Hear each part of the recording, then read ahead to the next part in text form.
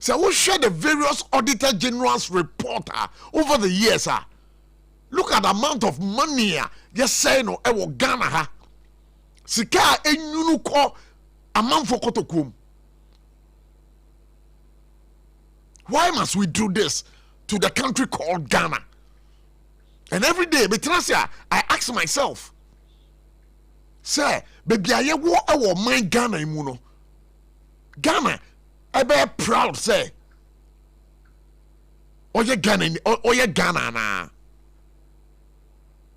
And what we to memunia was we Ghana. Those in the helm of affairs. Baby, are you proud to be a Ghanaian? Certainly, our leaders will be proud because as some two or more, no matter aeroplane, omukwa amanoni, no matter jayarhe. Na yenga ye wo kromuha, ye nisa kwenyano, na ye bre. Ghana is suffering. Our political leadership, they failed us over the years. They have failed us over the years. Why? I didn't know mine. Ya two mine a JJ Musa. Our infrastructure facilities at the various hospitals. Let me create this opportunity and thank His Excellency John Dramani Mahama, the UGM Hospital, the Ridge Hospital, the Bonabasu Nevi Pa. Sanka Bambiana, eba ekoro those facilities, at least two. From 1957 to date, and Ghana will not be crying when it comes to health provision. And now the saddest thing is that even the health insurance, not Ghana, how you bossy of no, is become meaningless. Health insurance is become very meaningless. Because the health insurance called hospital crowd, what does it cover?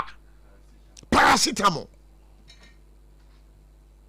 I didn't think that you deal on my Ghana wusa.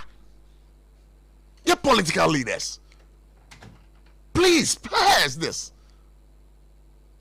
The health minister, Honorable Minta Akando, I am calling on you this afternoon to take a serious step in redressing or in finding a permanent solution to this kind of troubling, issue.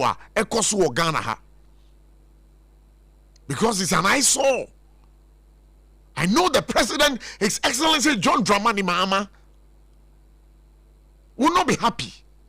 The chief of staff, Honorable Julius Debra, will not be happy seeing Ghanaians being treated on the bare floor. But don't go to Facebook was here. You see the pictures over there. Go to Facebook was here. Just go over there. SOMPA 106.5 Accra. Go to our Facebook wall and check out the pictures, the videos. This is very disheartening. It is worrying, very insulting to Ghanaians. Ghana.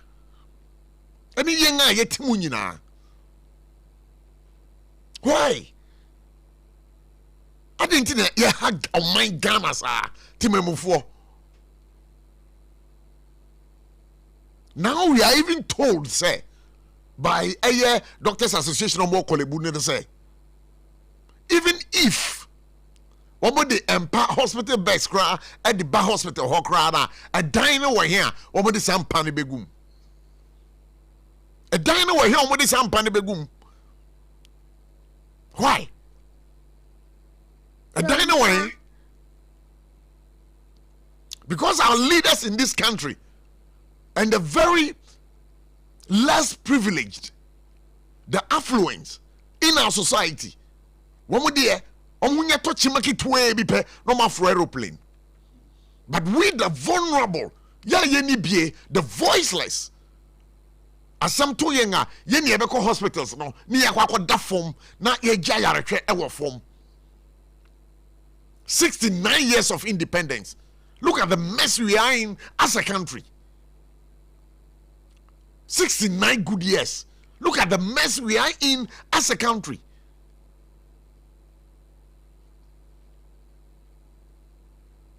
None what die you say Ghana ha ye pay a sponsorship for a supporters union or my cause supported Black Stars for. Look at the people who are donating to that cause.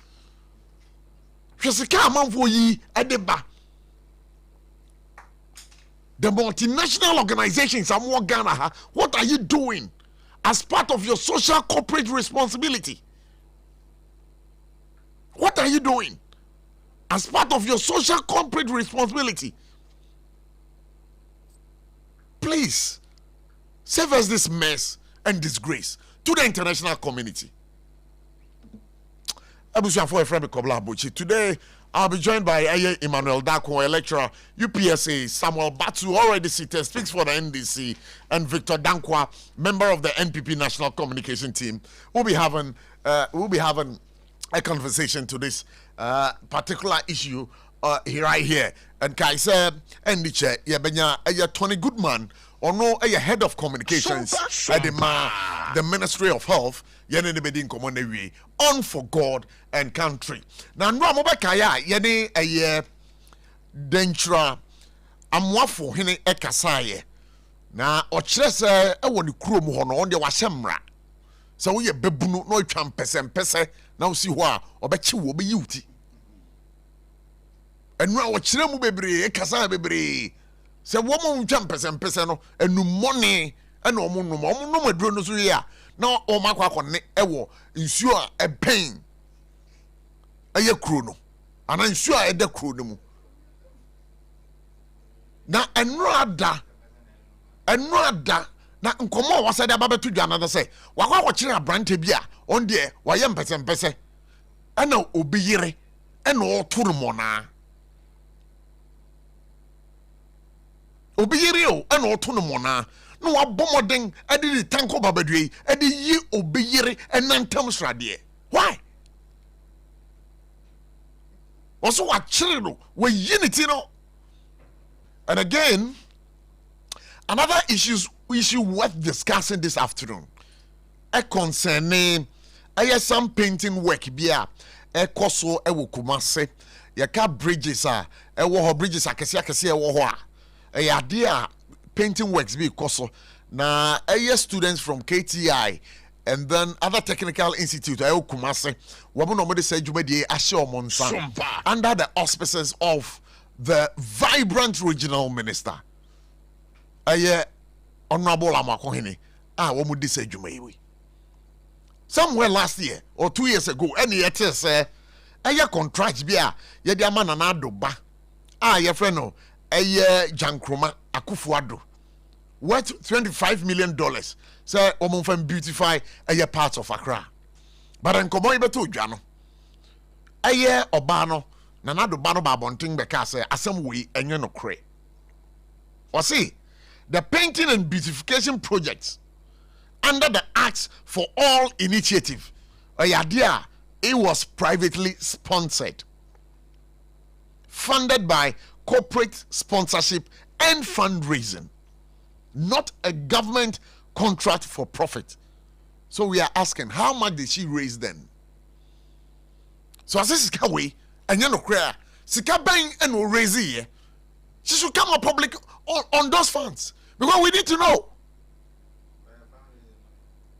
We need to know. And even questions some people are asking, that say, why did she do the fundraising?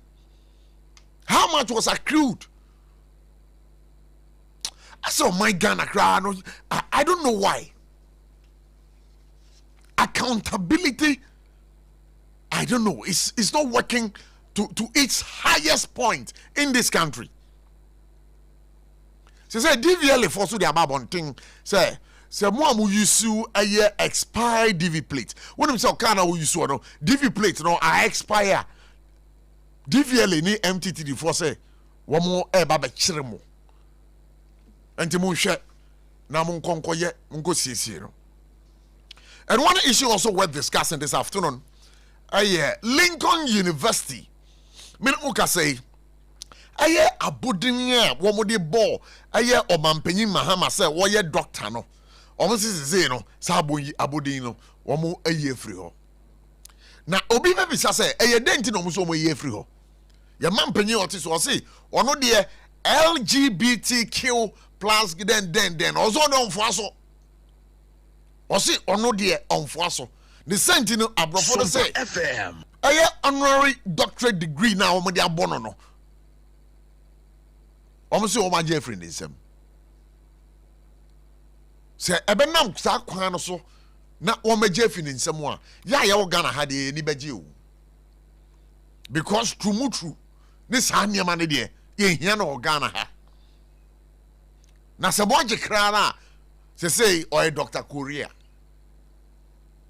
Korea for so bon ordinary degree. I don't know prof mu person mo share so sa.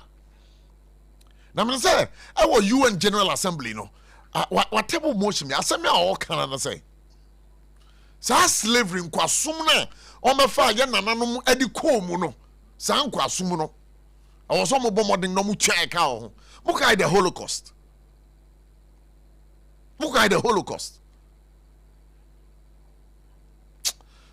Ghana ebeko yeni mami mbisa wa utie mi say Ghana ekose Patrick net saying me pacho so mic no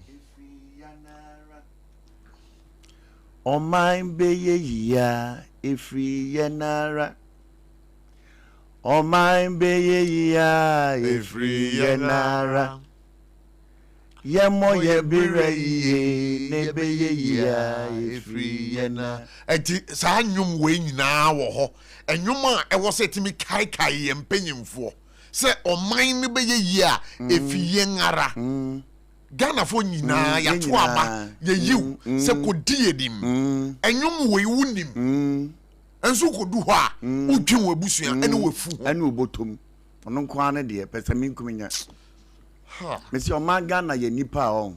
Anko o si apenie. Ti me mapa mawu magu o Magana ni. Oh Patrick. Me mapa mawu magu o Magana ni. Ai Patrick. En obia ase obia ye nyope. Abaya japade ane de nsa bom. Baby ane de nsa nenam. Patrick. Ebeye. Patrick, ye chitafo ne wan mo. Ebeye. Ye chitafo ne wan. 21st clinic. You got 21st clinic the other sciatica. That's right. Sciatica crab because of the chanyum sisi ya. Oh, wait me tell the chanyum de o de o yade. 1 2 give me the beats. 1 2 give me the beats. 1 2 give me the beats. 1 2 1 2 give me the beats. 21st clinic. Hey ya. 21st clinic. Hey ya. If it comes to sciatica dia or ye mu champion go of the beats Patrick. Sciatica. Sciatica. Yes, sciatica originator. Sure. The sciatica researcher. Sure. The sciatica commandant. Sure. And the sciatica researcher. Me that say. On the 21st clinic. Sciatica no yedenga. Sciatica no yare na so sisi echi. Ebe so tu pomu ho. E fa 90 so sisi mu. Ekosi ase onan mu no. Ebubu gu ho. E ma wontumi kura nsore. Ene ye bon ka ye say 21st clinic. Omo ye sciatica commandant.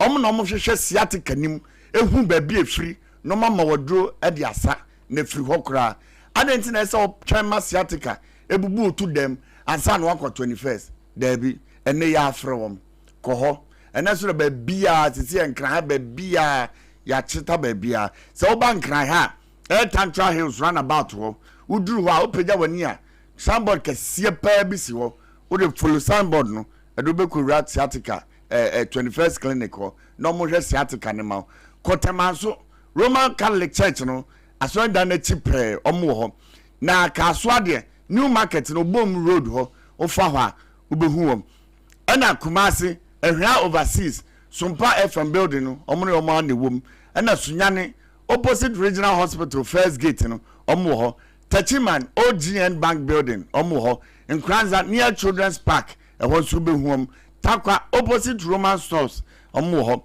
Takwa the Efiokuma number 9 taxi station ho obehu wom Afrensuko Brekum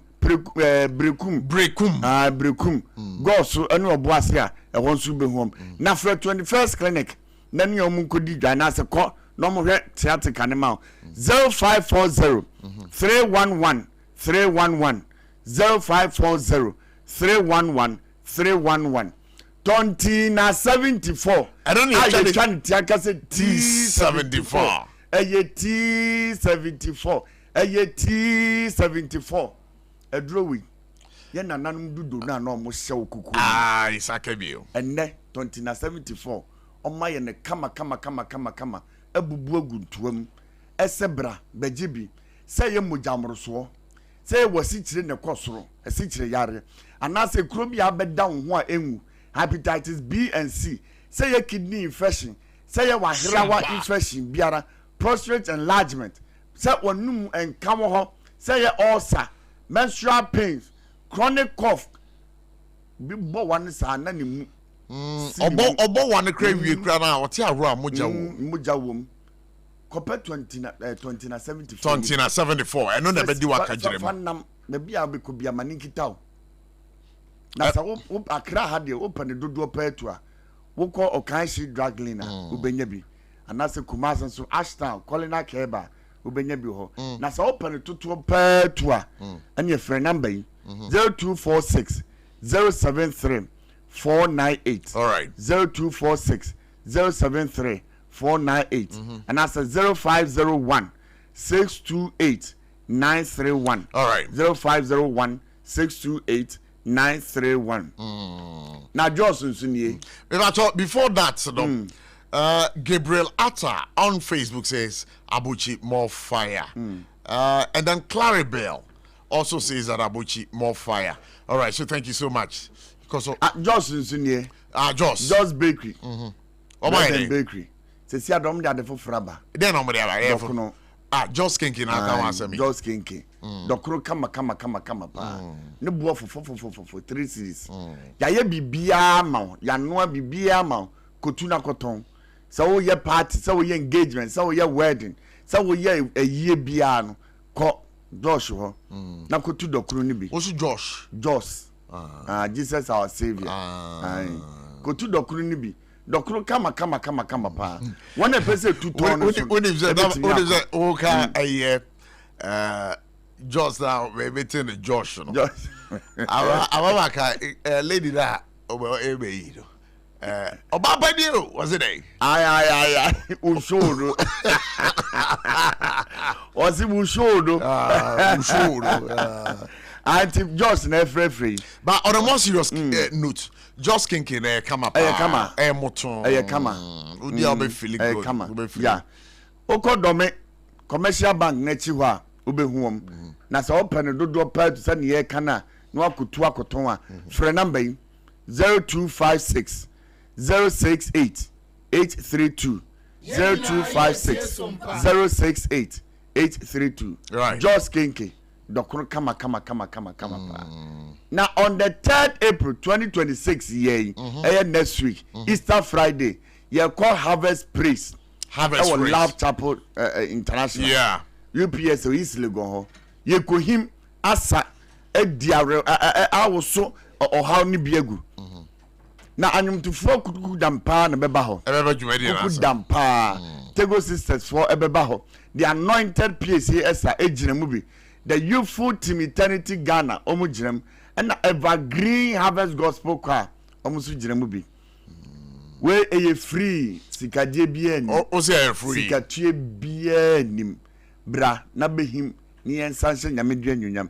Na mom register ni ehu the number of people are eba and as ye pon a refreshment no won saka mi. Star 725 star 1155 hash. Star 725 hash. Star 725 star 1155 hash. Come. Onu adam fofo. Onu abusua. Boni wonuanom. Obi amrebe. Ni emehim. All right. Ni emesa. Ni worship nyame. A total restoration. Right. Harvest praise. But Patrick, that story way. Lincoln University. Okay. Mami kwa mano so na many the General Secretary Ghana Medical Association ending komo yansaka Dr. Richard Salome ewa mano so doc wadama yema kwa baba for God and Country on SOMPA 106.5 FM na crowd na what to say na me adom me hoye gidi se woni wetie fo so mo hoye doc yesu ye ho ye enchare pie ene ye hu video bi na nenam internet so one year ba yare hwe ewo Kolebu Teaching Hospital bi mudeda forma ye ma o ma yare hwe na nkomo beto abonten no yate se the chief executive officer for Kolebu Teaching Hospital ebe ka asem bi asem o kan na say video no kra na aye hu no it could be AI generated. The Association of Doctors are wo so mo Kolebu so aba ka asem foforo na ye bisa o you been there the general secretary for Ghana Medical Association no asem we beto dwa no wadaromo anu ye ben na ewo mu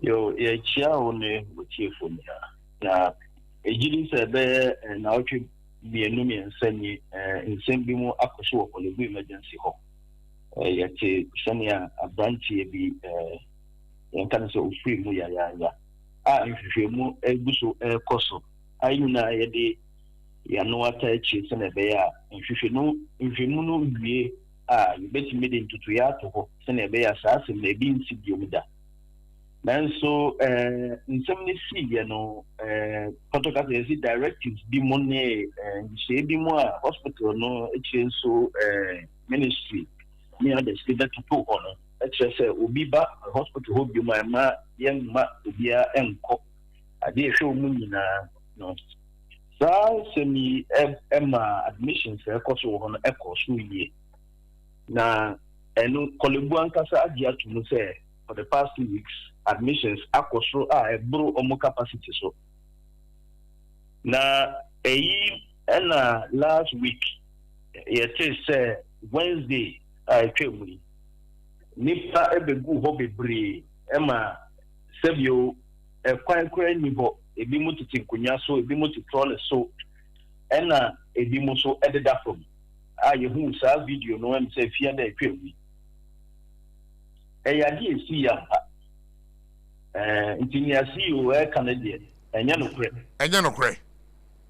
ne sa because actually so kra no Joy FM esa guarantee interview ema obi odi nipa efo edi adanse e kan kra ne say send your video no kire ne sa pepepe na na esi ye na obo doctors for any nurses for we adwuma o kra ba so e ka say no mo yo omo bo mo bi ye na sebio nipa na ba na edoso na ne ometimi aye no e no na omo ye enti ye de yesusu say ehun hia say asem si aye be kata so na ya kanu amanagosi asif say bi NC ye se ne be ya timagufo na ebe ka se o ye boy ehumodi na bibi say ye kanu kreche o na ne wo say ye aye be si sa nzemse ye anu no yetimi aye say anka no credit a yentimi entia no enti enu ntina ye release a statement and ne yeah ye che ni aye susu say esese ye na so ma main case so ba ko say that you need to be see and enye Kolebu nkwa le tibisi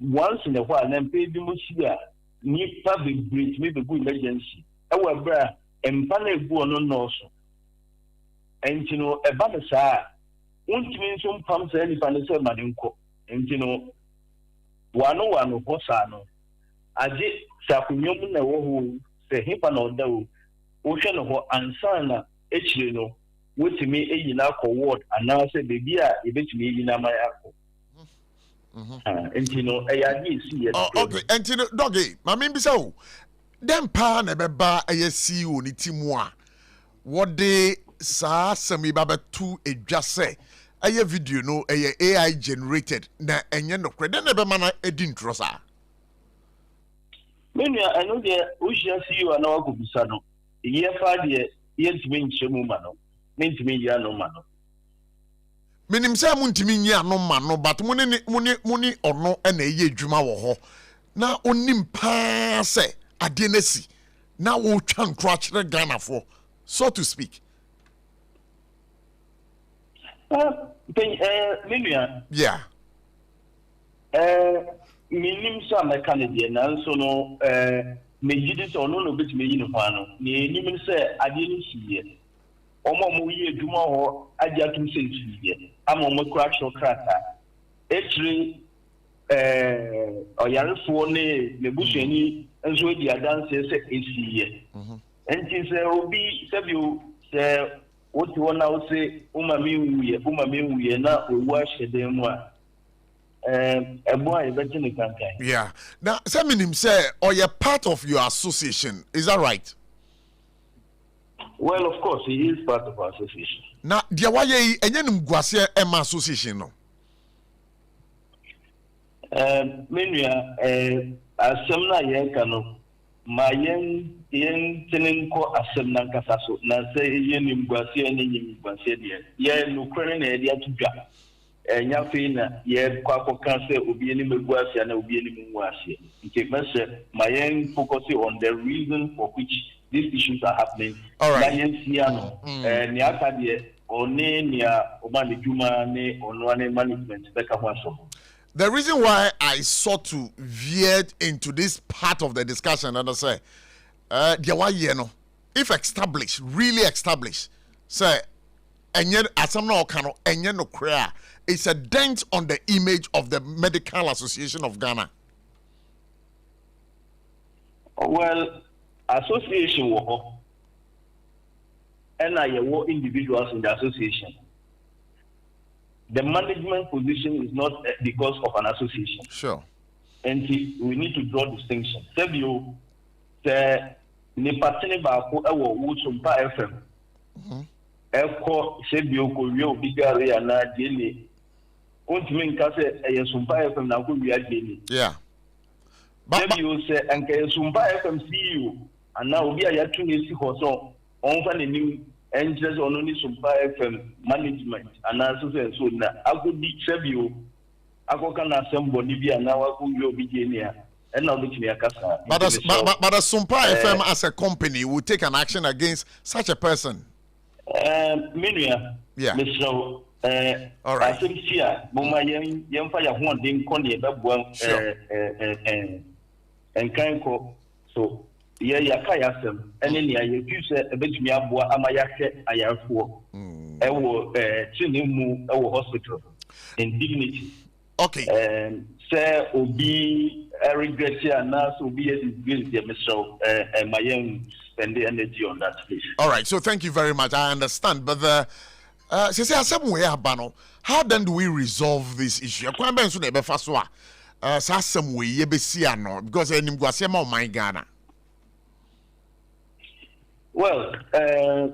some is and Sikwa, that's a Cassie is here, no, I did to us here. Yeah, maybe Munasa in 2 years. Ebesaya ba eyasema isida dibia na yabeka mwasem we radio so na yasaya ko. Wo kolebu afemu no. Hospitals big wo kolebu, ebi mu kwa bemben kolebu. Ansan ambulance bitu abano. Empenti no. Hospital no kren nim se ambulance eba, and one is ambulance aba besi ho. Enti ehunya se Potoka say yes, ehunya say be wo intra hospital bed management.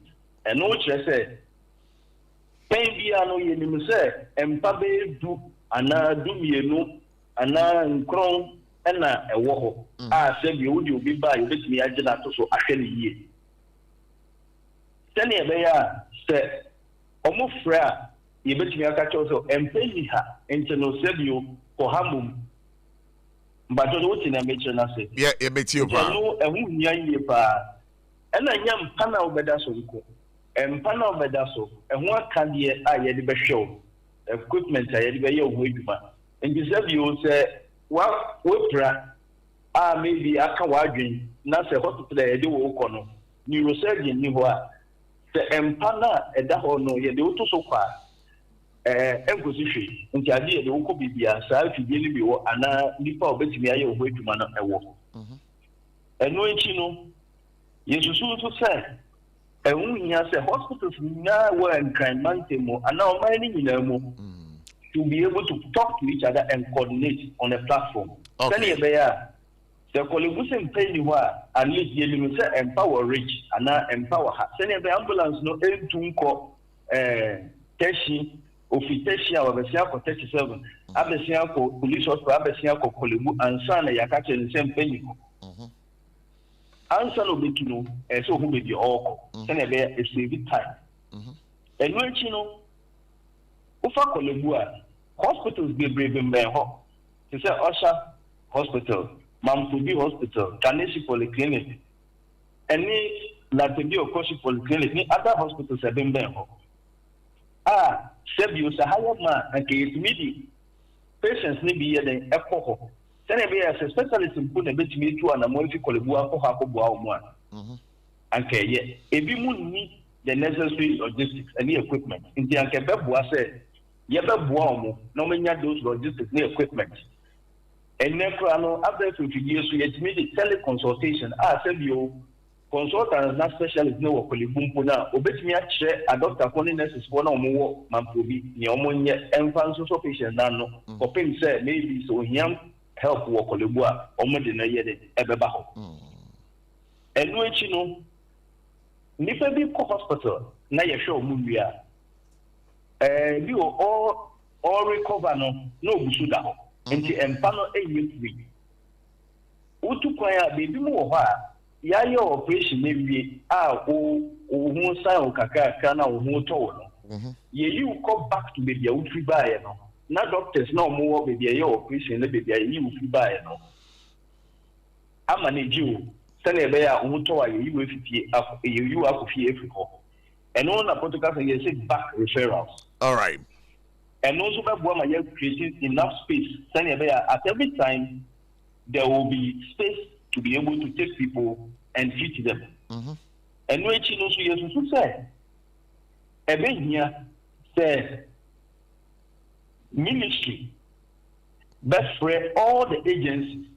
I am Sabia Shabanya say, I am Sabia a year assault for Nancy Chad, police hospital 37, private hospitals, any groups to say Ghana Medical Association, any other groups I will nurses association ne account yen na yen hia na yen dwindwin ho akwan a yesusu sɛ in the long term the yebesi saa asɛm ya no sɛ nipa sɛn ɛwɔ hɔ a wɔn yɛ emergency physicians emergency nurses a yɛbɛtumi esi ni wɔn amedi sure sɛ all district hospitals ɛwɔ ɔban yi mu for example ɛbɛnya functional emergency units ebetumi ahwɛ nkɔfo bebree sɛ na ɛbɛyɛ a bebree naa no sɛ bi yɛ mfa mu nkogu kɔnkɔn n'ɔkye ne kɔlebu nko ama hɔ nyɛ ma ti sɛ yɛsisi saa deɛ n'ano a wodeɛ mpa bɛyɛ ɔha ɛkɔka ho koraa na ɛnkyɛ na ɛno so ayɛ ma nti ne nyinaa bɛboa ama yɛsi asɛm n'ano.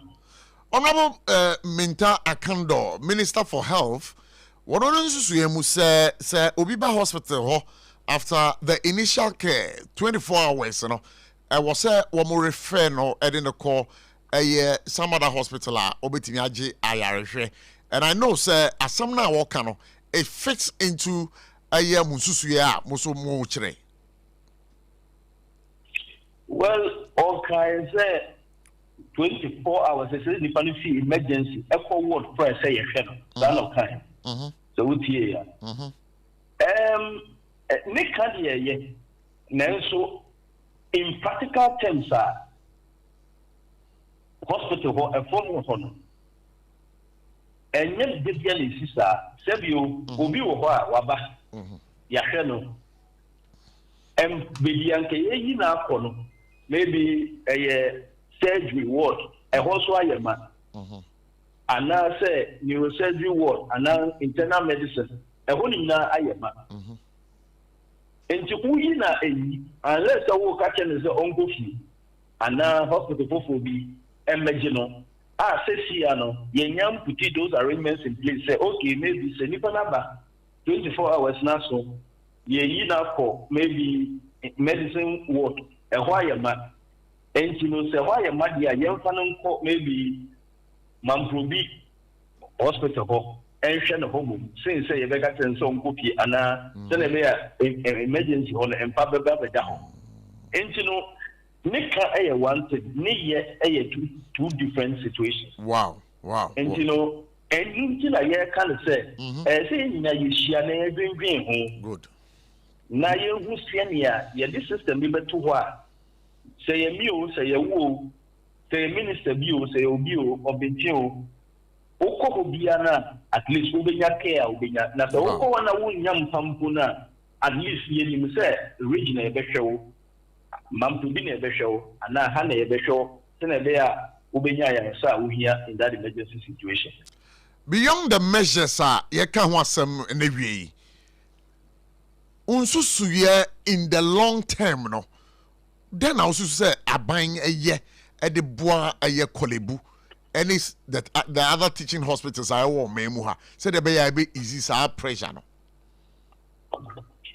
asɛm na mekan no ɛne asɛm ɛsie ɛnyɛ kolebu nko asɛm ɛna ɛnyɛ kɔmfanɔkya na tamale teaching hospital nko asɛm sɛ nipa no kɔ Jashi from so hospital na onya ayaresa obetumi nya no hɔ a yɛn refer no enti no ɛsɛ sɛ yɛboa every district hospital and regional hospital na ɔmunya nipa a ɛbɛyɛ adwuma no akade a ɔmo de bɛyɛ adwuma no machines a ɔmo de bɛyɛ ho adwuma nipa ho adwuma sɛnea ɛbɛyɛ a time bi a wobɛkɔ saa mmeammea yi no ɔmbɛtumi ahwɛ nipa dodoɔ na kakra bi na ɔma sɛm yɛ complex no ɛna ana ɔmo de aburo so no ɛna yɛbɛyi ɔmo makɔgyi anaasɛ teaching hospital anaa kɔlebu sɛ yɛanyɛ wei na sɛ yɛsusu sɛ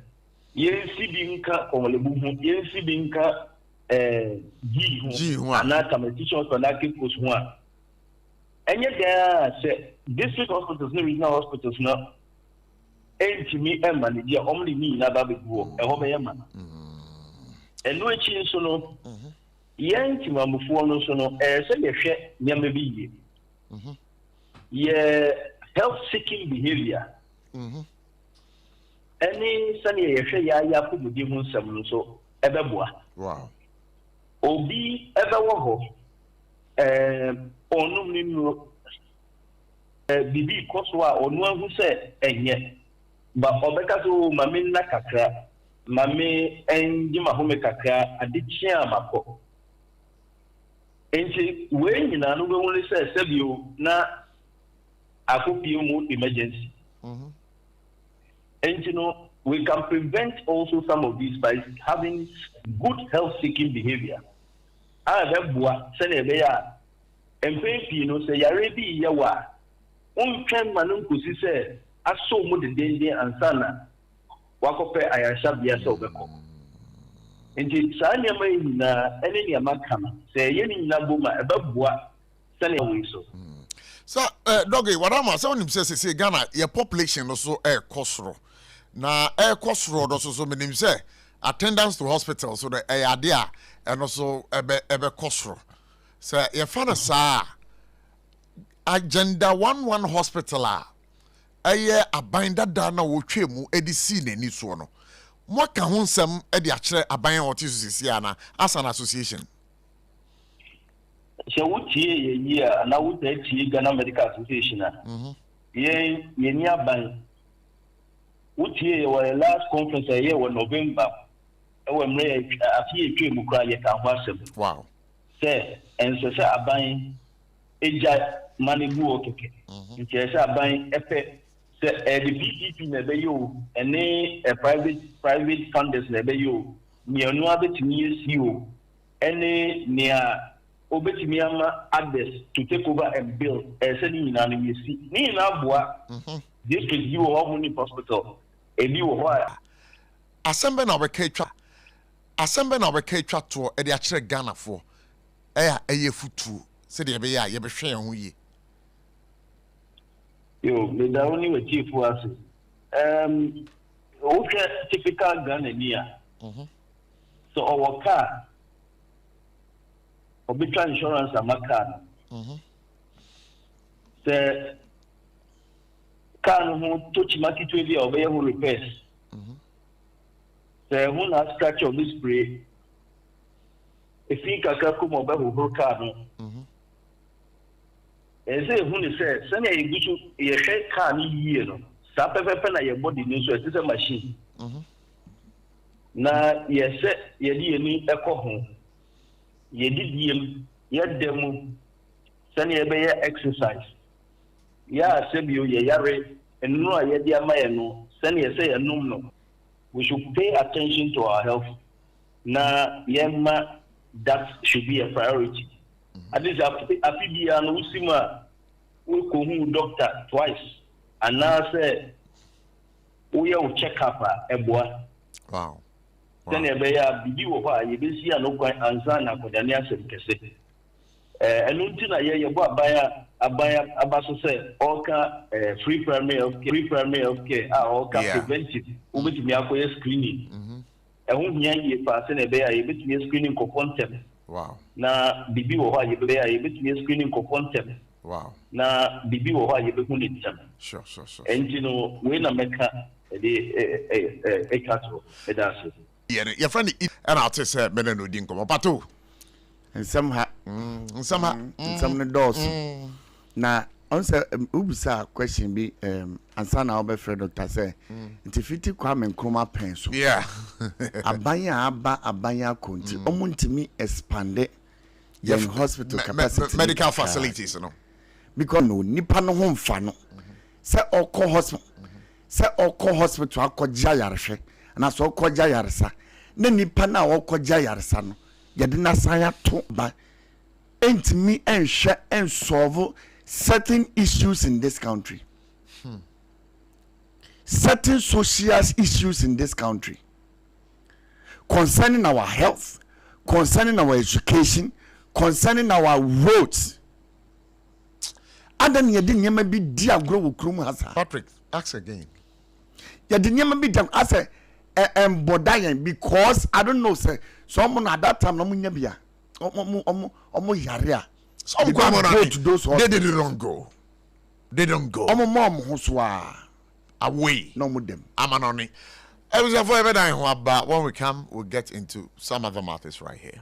21st clinic a sciatica expert say ho techema eno ene ye fa ne sciatica na etimi bubu oto only sciatica research and treatment center in Africa bibrem ha no ebi ni ba bia gi se 21st clinic nkoa wo mo de bibiduro ene be san o yare no masa de machine aka ho eya yare sabia yare bia wutimi de ko ne mo ade ba ko a wo magidi wo mu pa no eye sciatica ena stroke nso de kwa diabetes ne hypertension ne ade Ghana ha ba bia wo mo ho enkran ha se ye wo Tantra Hill runabout se wo free enkran eba ye wo wonsa nifa so uframa saman so na eba nso a wonsa bonkum so eho na wo behu ye 0540-311-311 0540-311-311 na 21st clinic still wo mo ye sciatica expert. Hi, you're from me Abna Ruthie. From Monday through to Friday, 1 p.m. to 3 p.m. sharp. Shame, I was SOMPA 106.5 FM. Midday SOMPA Delight. Bro, SOMPA Delight, a social entertainment program. Ebemawu entertainment, information, and education. Onya, saweti de wo honi nadida. Afi, enanye dance no eba. SOMPA Delight is a unique blend of entertainment and purposeful conversation. Frobi, no be Frobi, no be so Frobi. Nakashane say. Tontonte yanum nsane efadwen ne efadwen mpa say na nananum se brebi beba ama tontina 74 opa ye ne simple T74 abeye adru tontina 74 ana T74 asa twe yadwene esina nanum dodo so se de na dodo bua ma nanum enyare basabasa no sa na tontina 74 ana T74 ebu anipadua no emo immune support enti obi onum bie no abrebia ne ho den tontina 74 yinso yaye ne se nsuo kokoro waka kama enti baabi a wonam bia wobetimi de wade akọ samene wo a ankafi na ekroyi ɛda no nkɔ na wie yɛ wabra mennom T74 sɛ mennom tonti na 74 menya hoɔden mennom ne da bia T74 yi ɛyɛ hahama ɛne yɛde ayɛ na DHC ɛna aframa na yɛ kama saa no T74 ahoɔden ne apɔmuden ko a wokɔ pharmacy ana baabi eto nwo bia wobenya tonti na 74 yi bia to T74 yi ɛnyɛ ma ɔba a wafa afuro ana obi a ɔma nufoɔ ana sɛ obi a onya mfie dumienu ɛto phone frɛ 050-162-8931 ɛna 0246-073-498 FDA agye adwadie nkratoe akwadaa hu dachi ananani aje obani twanani anani raho SOMPA tiefo munuaba akosia kwa boagini o akosia nshira yenim se ye wo wiase a ahwe ase ye wo wiase a ohawo ne abenedi ewom ye wo wiase a ade bi betimi ato na wonhu ne wonye eno nti ene ye de SOMPA Rhapsody dwumadi abrewo no every juada kosi efiada anopa no nwotwe apemu kosi nundu 8:30 am to 10 am dwumadi efa ne SOMPA Rhapsody ye de bebro ye bebie woni ewa abrabom ye ba betufo ye behye wonkran na wode wanam sisi yi de etoso biem sa wo fa wo hawo mu abenedi mu abrabo abowape na wonhu ne wonya SOMPA Rhapsody ye betu enti shia wo radio counselors Reverend Professor Joseph Osafwedu our clinical psychologist and unuaba akosia ago aboagye ewo SOMPA Rhapsody edwada ekosi efiada anopa no nwotwe apemu ekosi anopa no ndu na wabra bo besesa wabra bo be from wadwene mu beda wo behunu nyansa na wo de abobra ye be ma wabra bo mu nyansa ye be ma wabra bo ne ma emudo ye be ma wabra bo mu nimdia ebeboa wo so you need wisdom you need understanding join us every weekday from 8:30 am to 10 am on SOMPA 106.5 FM Accra. You can't afford to miss this in a world filled with pressure, emotional burdens, broken relationships, and silent struggles. SOMPA Rhapsody emerges as a timely and transformative radio counseling program designed to bring healing, clarity, and hope to individuals and families. And to remember to join us every weekday from 8:30 am to 10 am. SOMPA Rhapsody. Yedemufua. Sorry, pa. Bringing some money, try me photo, and some mama to feel. Hey, middle. Edrano pa wutimi to boase. Echichiwusi o. Ado. Na so ni se medie. Me the yas toothpaste and the brush and the twitwi mesima minya homka. Senti na ye bokoi. Na medie me all time favorite. Eye yas herbal toothpaste and the brush. Aboa me ama sesei. Menum so a enwunu anasa de ehia. Me selfimfem me biem. Na wonhwa se mesi aye fita sesrecha homa. Na eti brightens. Eye yas whitening toothpaste and then the brush and then me do shimisi. Enti na wo se afei. Na yas total care gel toothpaste and then the brush ni de. Ebo wo se ho ban. Demu ni nyina. Ema wonum ye sham. Oh yes. Enu kretrodo. Yas herba, yas whitening, and the yas total care gel toothpaste and then the brush. Ebusian chamfa. Se wo pedudu tu e won kran ha. For Leicester Ghana Limited and was 050-161-9588.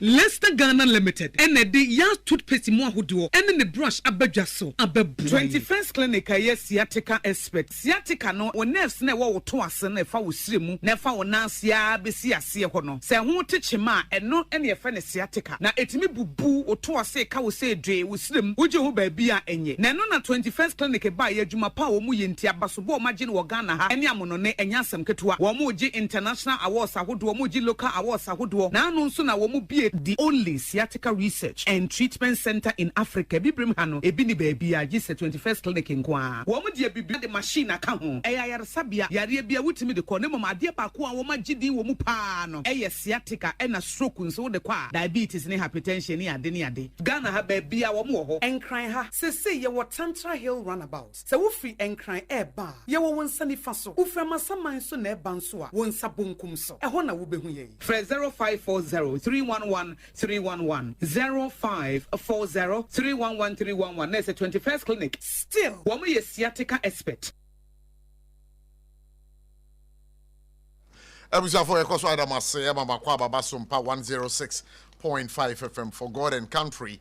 Nakai said Jubedi is live on Facebook. Uko Facebook ho obetibi ajebre na usu Jumedi no wedi echiri ewo Facebook. So that's what it is. Ubetimi do comment ni bibia e de afa ho ye bejebre na ya kenkan ni nyina e de amamo. Me no mo ka sei.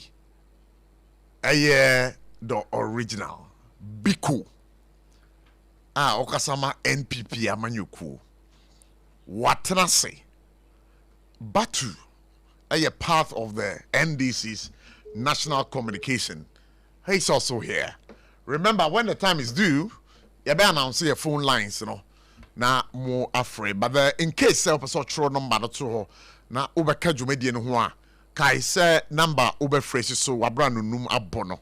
0260 196064 0260 196065. That kai say jumedi. You when you make cool be say naya. One more asoya sere ne wi kai. John's Bakery. Omno mafa dokono pa. Edi abedwaman so 3 Ghana cedis a ball. Wodo we ni kire domi commercial bank ni chiwa. Ubehu John's Bakery. Kwa omo fa so omo no adokono no. Kama pa. That's like I said 21st clinic. Omo de sciatica de the whole Africa. Na ye ka sciatica nkomo a omo no makofa ban the whole of Africa.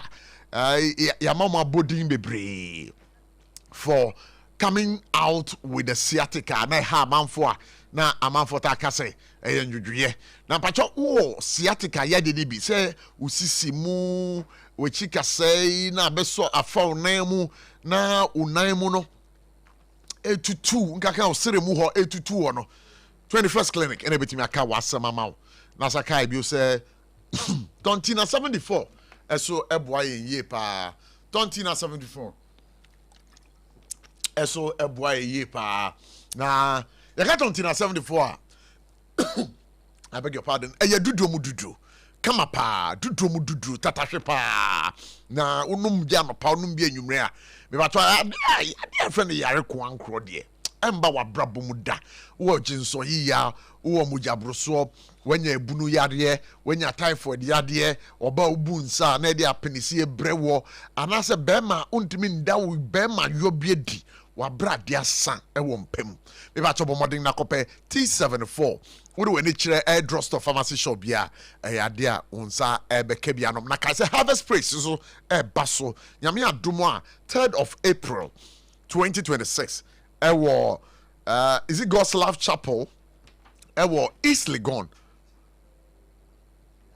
Love Chapel East Legon and also baso and you know when you jumeku anewi o maso asere for God and country yeah the bro but the kwan da ho ye bie kwan no say wodi we dwaton ade ba ye beji bre ni aton ye kama ma say e bia na ade na wo ton no hyesun wo wo pese ye bohu dewru ma mansante na ombeto uniema na SOMPA 106.5 FM our marketing department is open oba na oni ye be di nkomo a ye beji bre na yabo we dwaton ade no ho dewru ama remember doing business without advertising.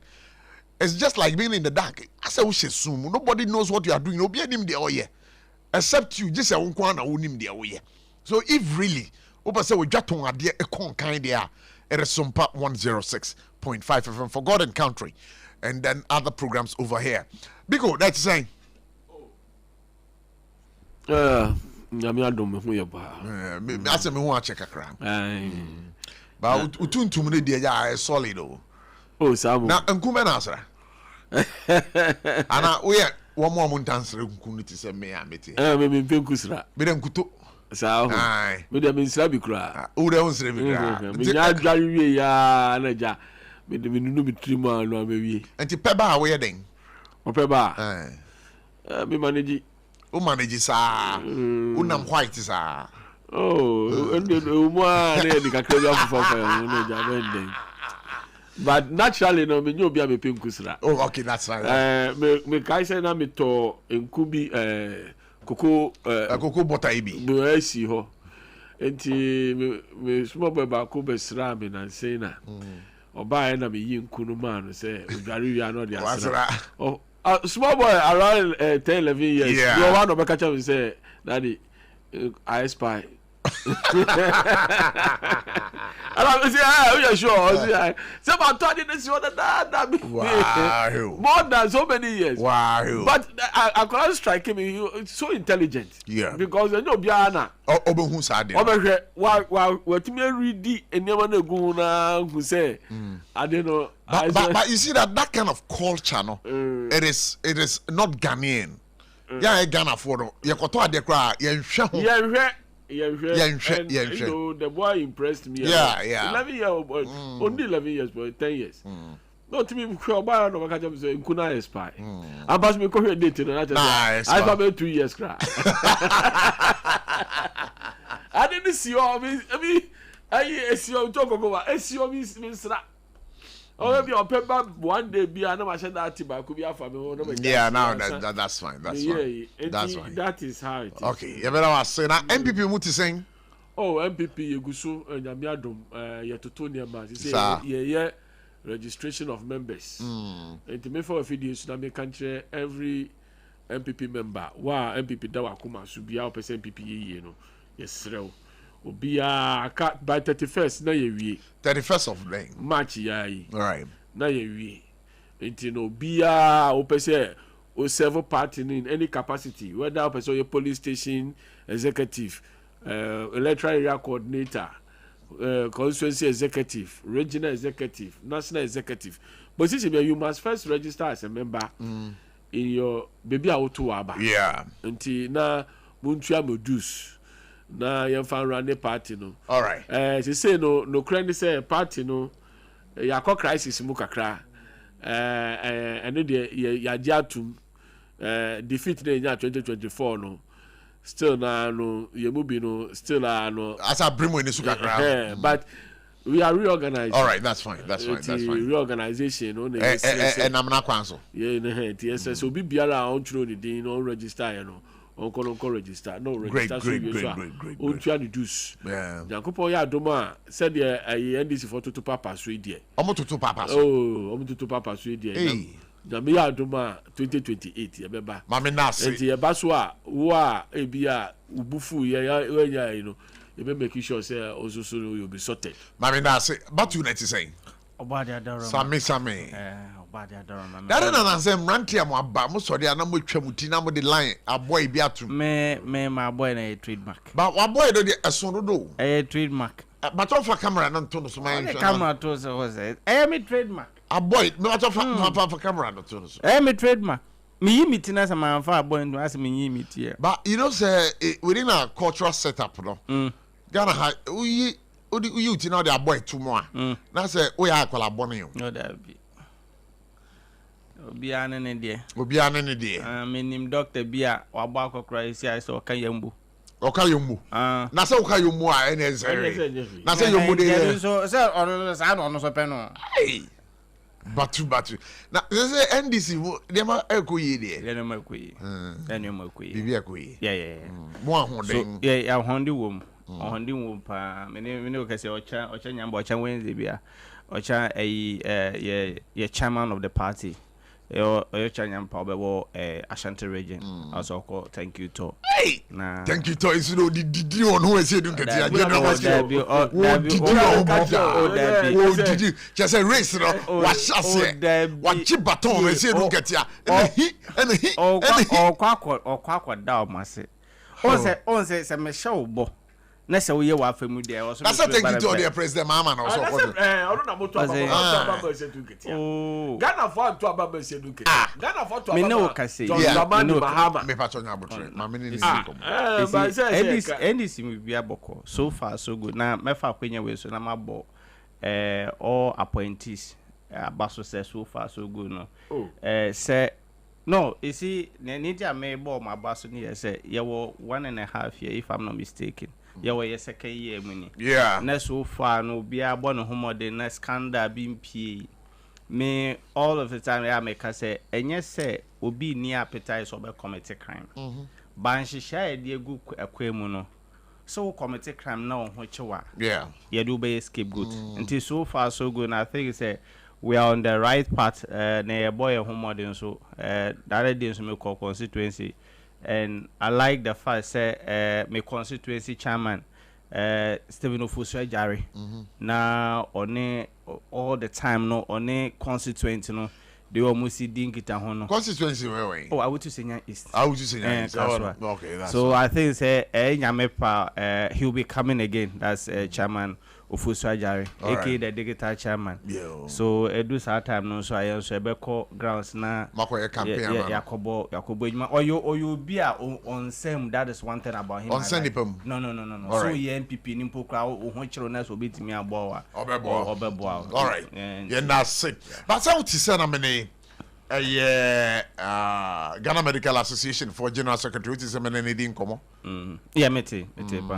Proud to then Comodino, you also heard me speak about this issue our hospitals. Yeah. So what do you make of it from your government's point of view? You see, to me, you know, when it comes to health, DBA, I don't like to compromise it in a sense that Obie ni me da obeyare. And I said da obeyare so nim hospital kwa do obeko. So irrespective say me ye this na we MPP ni, you should be concerned say your health system no nyoma nkoyi na da no best na obehwe videos na amanfo da forma ebia na yomo ochire betimi aye won so. So me what I would love ne say we should get to a point whereby there should be that issue of no best syndrome no should be a thing of the past. Because anya ne sana mbetna na make so na NDC yen ne abaso so enye hwe no me fi ha na me kofi a ade ba chi minim ne betimi asi na me yare na aju de sum ne rush me de ko hospital se me ti ha bia me defend so na se omoda hompo kra na enye hwe ye tempera ba ne ye be sre se bebre na most nurses for be brain so mu ade and so another one thing because nimpa na oba ho no be ja ayare hwe no ana ayare sa no ono no he is not within himself. Who can say nurses ne be brain mu ade ya Messi anything Messi ebinumu I have had an experience, that is what I'm saying. Okay, that's fine. Henti sometimes nimpa ne ba e wo the way I was so ne be kasa e wo the way I be interact with nimpa no na at least ono so enya ahonto so bi so okay health worker on make kasa in a way but enye in a harsh way say obeka so ye ni bed mo fa no nko e ba na sample kran na ubu nkrofo na abem because say bi oyare no wan fa na nko efum ena say bi oyare no wan fa na nko choba so mo hwe no ananse wan fa na nko e fa na say prisons ananse police obia ne na sade wo na wa fa ato ho say me pese me ye health worker and you know what is entails so na wanga so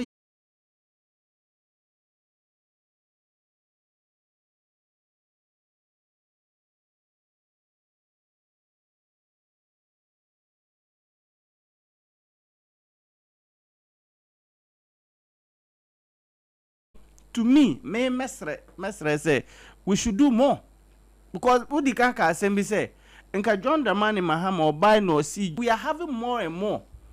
Now make a note I say.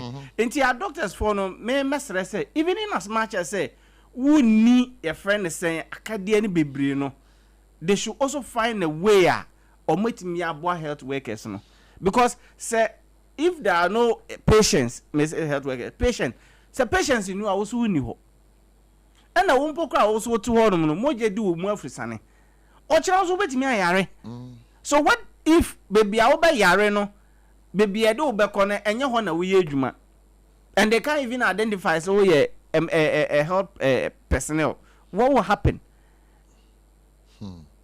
enti say ye mpanyfo as me say ye de jawa na ye de asoa wo enti a doctor for no ye besre say aban na ebo no ho modern so no so beboa ma mu ho ahaham wadwuma amoye no find a way to also help me na me mesra no mintimi nka so omudika ana omuni nka because nimpa na yare ena nimpa so na yare a wo na obehwem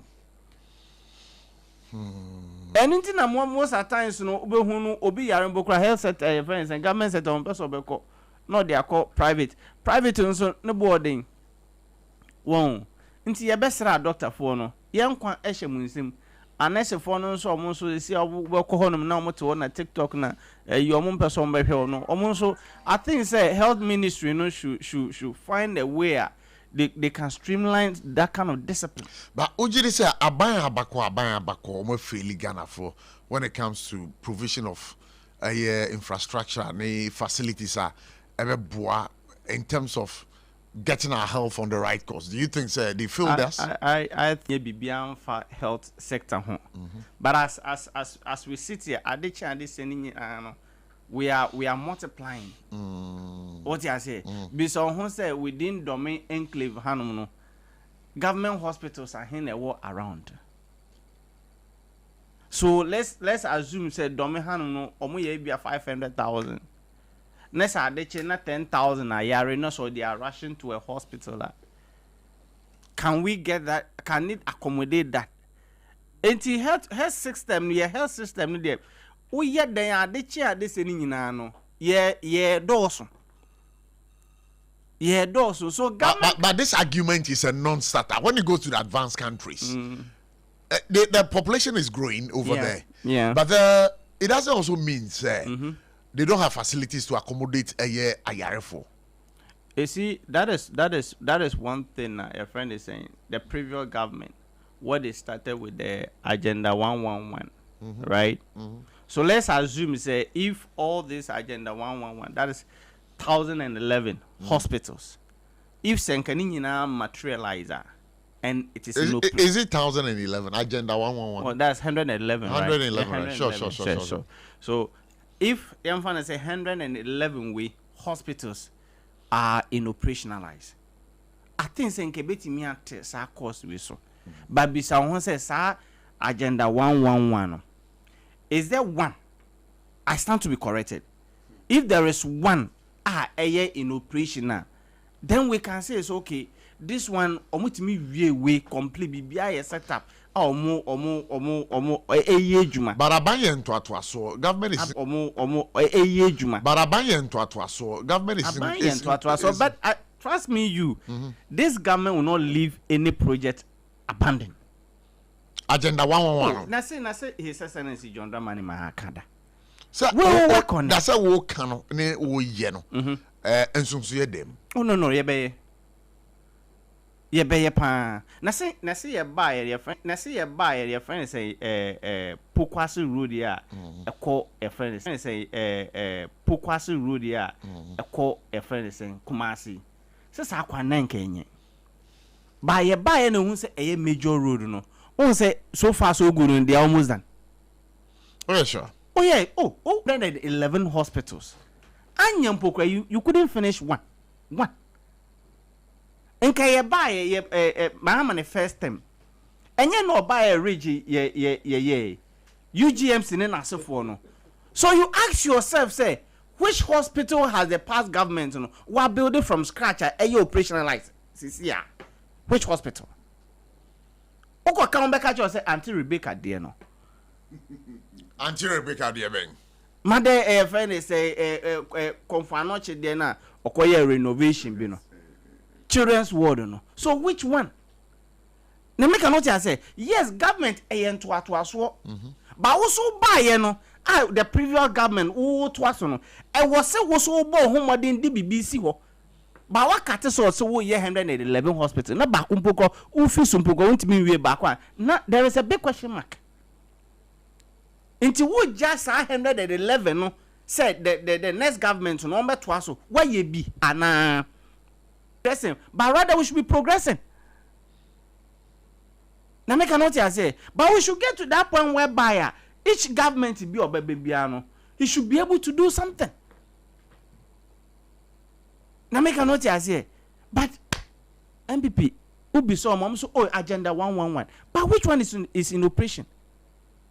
No one no ma build from scratch. Name ometi do omon say so omobo so o cause akro we so we ye adwuma basa ebi ewo ho a eka ko ene no na anka ebe hye adwuma ye ase ade no maban ba power no mohu sa hospitals no Agenda 111 ni bi mimi hu bi unhu bi ba ko bi e wo e friend say awutu senya west one unti na so eno no omunwie you omunwie e wo bese ne 60-70% honum bebre na roof no kro omunye mo ba ban mu 1.5 years no montimi anye bibia amfa to aso ami ye be wie Mubewi. Yebe. Mate. Mami nase.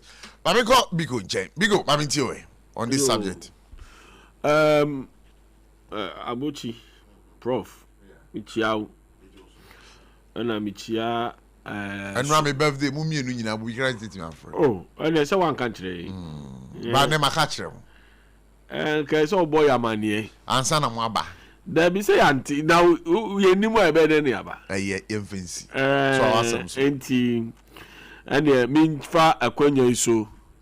Na me wish you happy belated birthday.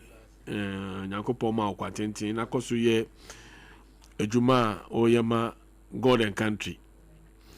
Na minchia etiefo nyina Iowa Central constituency for so minchia mu nyina ho na me constituency.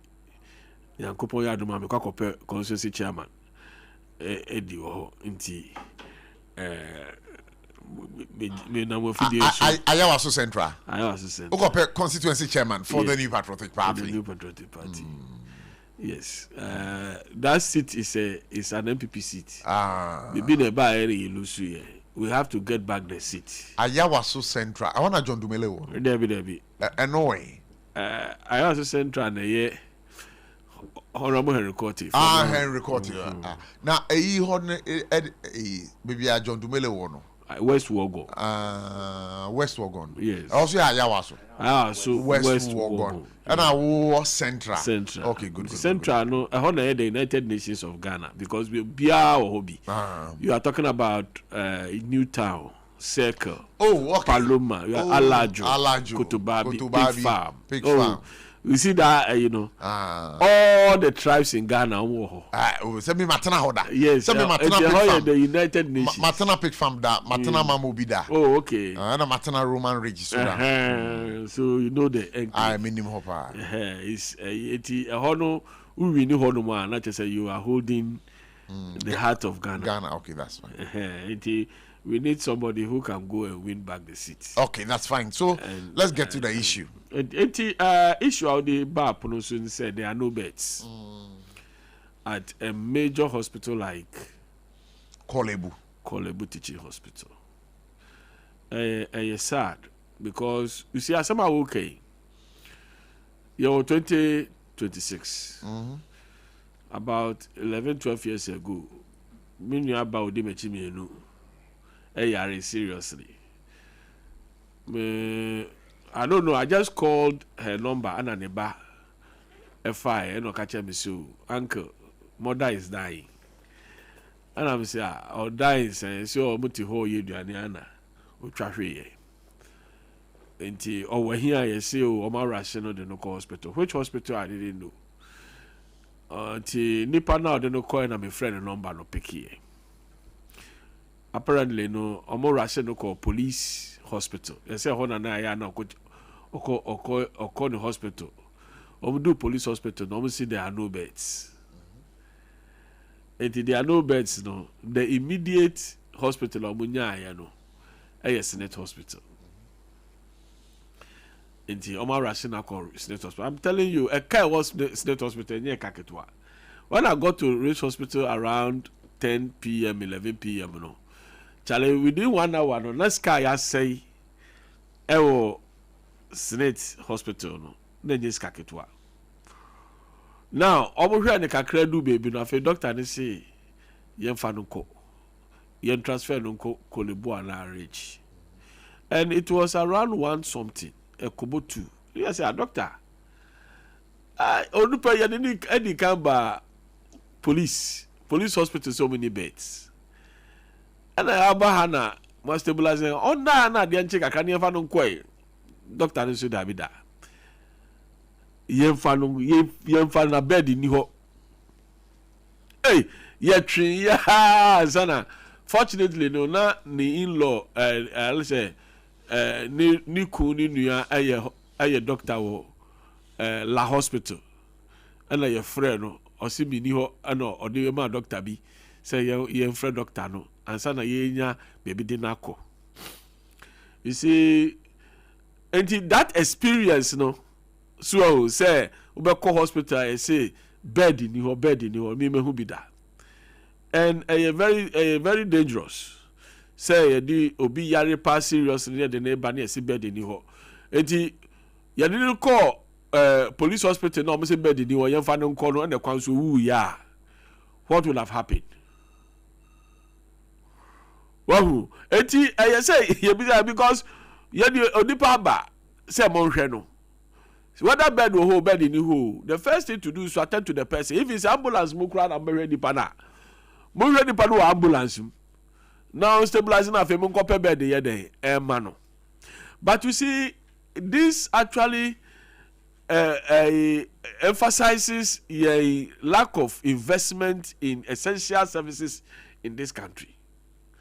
Onyankopon Shira Dr. Mahamudu Bawumia, the next president of Ghana. Or no, I know Kokachre Nana Dankwa Akufo-Addo say, Dr. Nana Dankwa Akufo-Addo, Your Excellency the President, Ghana situation, healthcare situation, no, are very precarious. Now former president. And he say, you bet me you be bia. You making sure say every district bia no, one major hospital, and that gave birth to what we call the Agenda 111. Na say utie domahene NDC for omo nipa domahene utie no President Mahama call ho no utie asem ka che President Mahama also complete hospital or see oponti ayi say we Akufo-Addo beteno so a ma sorry na say no kre na waka no ana me ka no na asuma city ya o ya ultra yampia na ana me man example no. O say ade esi we ni we aye hwe me Akufo-Addo so am I ma sorry Agenda 111 o start here na wo ba ye unya wo hwe do be kan say bia udiska kwa kopeska no ba na babaye because Agenda 111 no die ebe yama krono so they say if we have one every Ibia district bia wo hospital major hospital back are you fully furnished? This birth syndrome, no, it will be a thing of the past. The reason why possibly you can have a no birth syndrome in a place like Kolebuni say, the patients there no are more. So they say, ABA say, almost 2,000 capacity bed. And your patients are about 3,000, and now 2,500, and now 4. And he said 2,000 no bed is what. No more can then you. But if the Agenda 111 has been completed, and I'm telling you, Sanka, MPP in Frabemu and MPP Tinama, by this time, okay, are commissioning all the 110 hospitals. Okay, are commissioning in the after the CBPR. I'm telling you the gospel truth. But say I'm on your floor. Say Musunu Mubaya Modetime. Yeah, sa your friend saying day schools na NDC for buy na womo AC no community day schools no mobile some mobile complete na e-blocks no multi complete. The truth of the matter is that I had a chance of visiting some of the day schools in the Western region. Na prof ebia who de unim say ukwa ya ko si day school bi wo a baby room baby. And between that place from the town to the school, no, several kilometers away. How do you get people to trek from that town to the school? And what MPP wanted to do was to expand it by building boarding houses. But community grows. And I make sure say, what could see idea no? If I say I have say I had a crew. If you're a child, you are school and see one. You are expecting people from here to come to school. And then they are cars and baby bria, me afuako school de bia.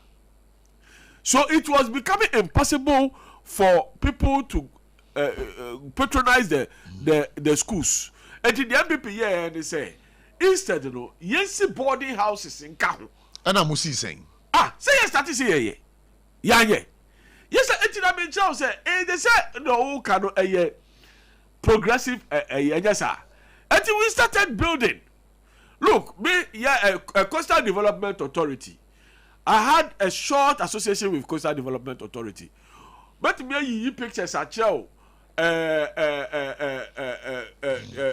toilet facilities in near Obuko Sisima schools around the western region. What you see? Their schools now you see they lack all these things. And the Coastal Development Authority took it upon itself, say, about providing those infrastructure to the schools. I can show you pictures. We visited a number of them. So, I just say MPP abandoned them. And I'm telling you, say, Agenda 111, if MPP had been in power 2025, by this time, I can hear all the 111. I'm telling you, I can hear all the 111. A commission fully furnished with beds.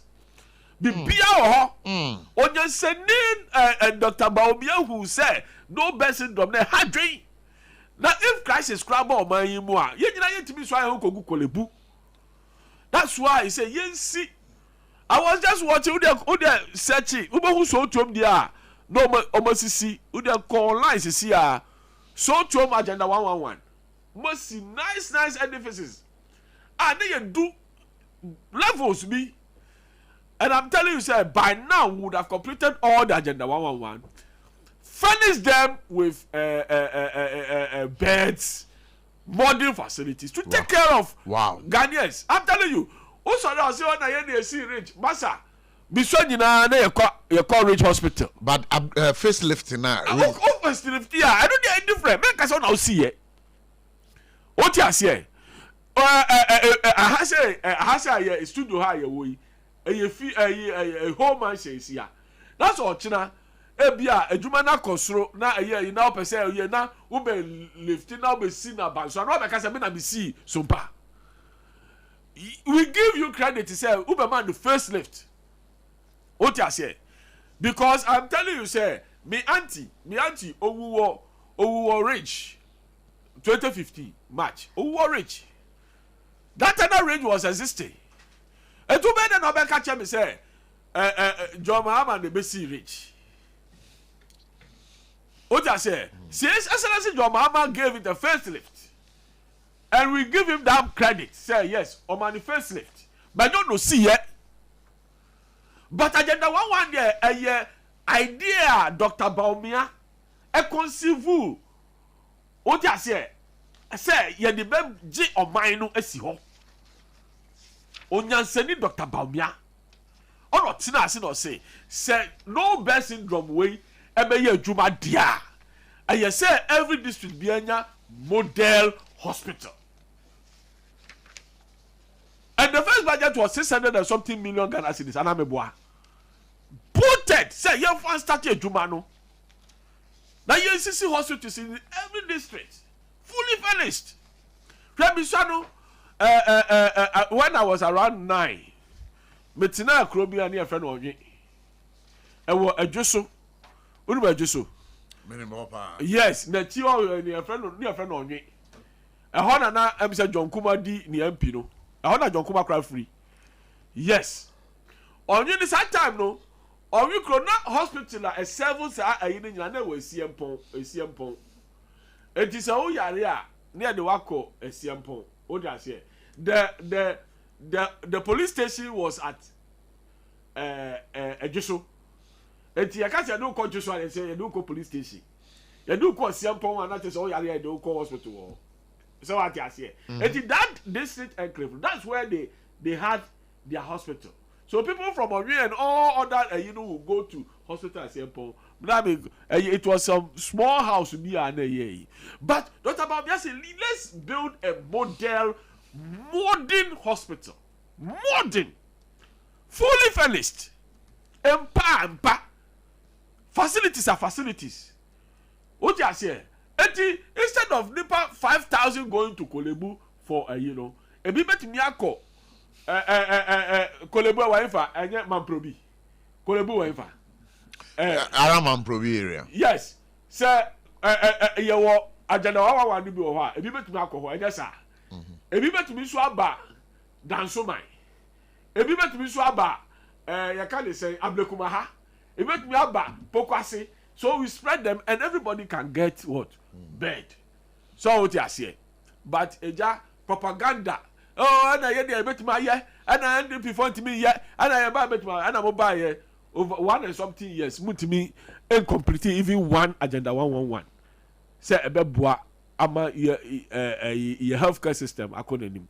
What are you waiting for? What are you doing? What are you doing? So people should continue to die on the floor. You know, to form no. Is that what we voted for NDC to come and do? Ye pacho. Ghana for one and me catch up. Someone who be. Move for by Papa Mbra, Dr. Mahmoud Baumia, and we are promising Ghanaians 2029 agenda 111 will be fully finished. Bibia 2029. Ya commission Obia Uyaria Oko hospital be show. Correct. Ubenya mpaso papa the condition be bow. Bibia correct. Eduane papa obenya biedi. O just say ya check bibia u what to find ya yi waba. Health insurance susu ye adwuma ehwe you don't bother of going to pay. Na health insurance susu show. Me bacho. Ghana card me bacho. U ka health insurance asema na wa bring one second. Me bring one say. And health insurance I dey. Ahwe we the hospitals fakra. And me just say enfad because NDC for the world. Some na more power ni. That be all them Okoboy will tell you how things were working. From the political perspective. I'm telling you. Maybe to work fine. But you don't buy your good health insurance, no? And now the car hospital be anje. Acho, Mami Nasi. I am on your phone, no. Ombiti ya kasa se a nso kodu ye man hwe a na ye den. Kama nhwe de ni entie de wo mu nimpa. Ba ye man hwe de ho de ya na ho asem no. Aye bibi de wo ho. Batu. Say 100 degree a. Omode bo ye man penyin His Excellency John Dramani Mahama. Say over LGBTQ concerns. Okay. What was our story? I mean, whose story? Okay, so I think first of all, my boss back was me, and I was in my channel, but maybe if you mean to me channel. OT weekend we ever call you has 10 friends and program. You see, me read this story no, but yes, somebody abono. It was an invitation saying that would be I think 26th of March and on come and on my council program no. And per what I'm hearing here is no your culture and values. Enti say o fi say ne wo pe obi so on pe no by in any case obi sa ho say doctorate degree no ye de bona e den e de be kan e den e be ye fi no anyem pokra Korean fo pokra bona abaso ene me no ka say John Dramani Mahama or UK they are working on to criminalize your slave trade now or mankasa abrofo no mo de ye fa so nkwa sumu a o mama ye hwe no. So what say omo de abaso bode ne be ma no so omo onano doctorate degree or not no. His Excellency John Dramani Mahama is respected around all continents. And friends in Africa hanum they see him as the leader of Africa. Even the day now or deliver a speech our UN secretary meeting no. CNN other big media station efa or one kasane speech amplify no. Until Lincoln University so more council so mobile honor so mole honor or formal de. Because ene obie hu say enye about say nimpa no be honor with a doctorate degree and a bachelor's so be adwuma na omo adwuma. All African countries me know say majority of them almost citizens no kasa almost say anamu de mo hwe John Dramani Mahama ntimi ye ne onu ye ni bi. So it tells you say nyanyame ehira na we hira no ana Ghana hanum so no ye nye ya adwen say te say ameti he a prof wotu we na wa sorry so shankus the dead they won't pay no open raw fruit na seven okay na no eno ne ye de kwen nyankopon bo oba ne bema that is the gender nyankopon boy inti nkrofo with omo own eyi so me person human right inti o person ware oba ware oba bema ware bema inti Ghana no TSC yemfo aso a o twen wo doctorate degree omo form ade all right me da say ma me tie menua Biko NPP on this particular one yo say you say your fonsa no ahwe o de enya sa your fonsa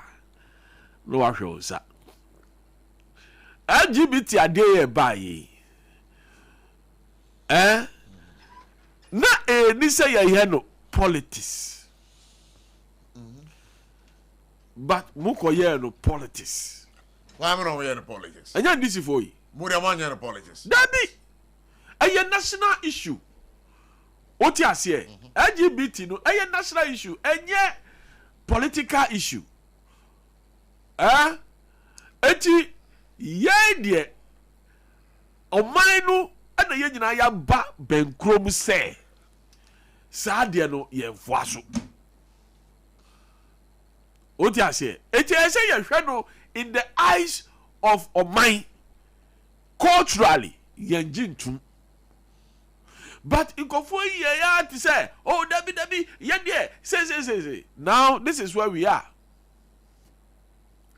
Lincoln University see akamu bebo omampanyin John Dramani Mahama abaso say aban PhD na nke okwakoje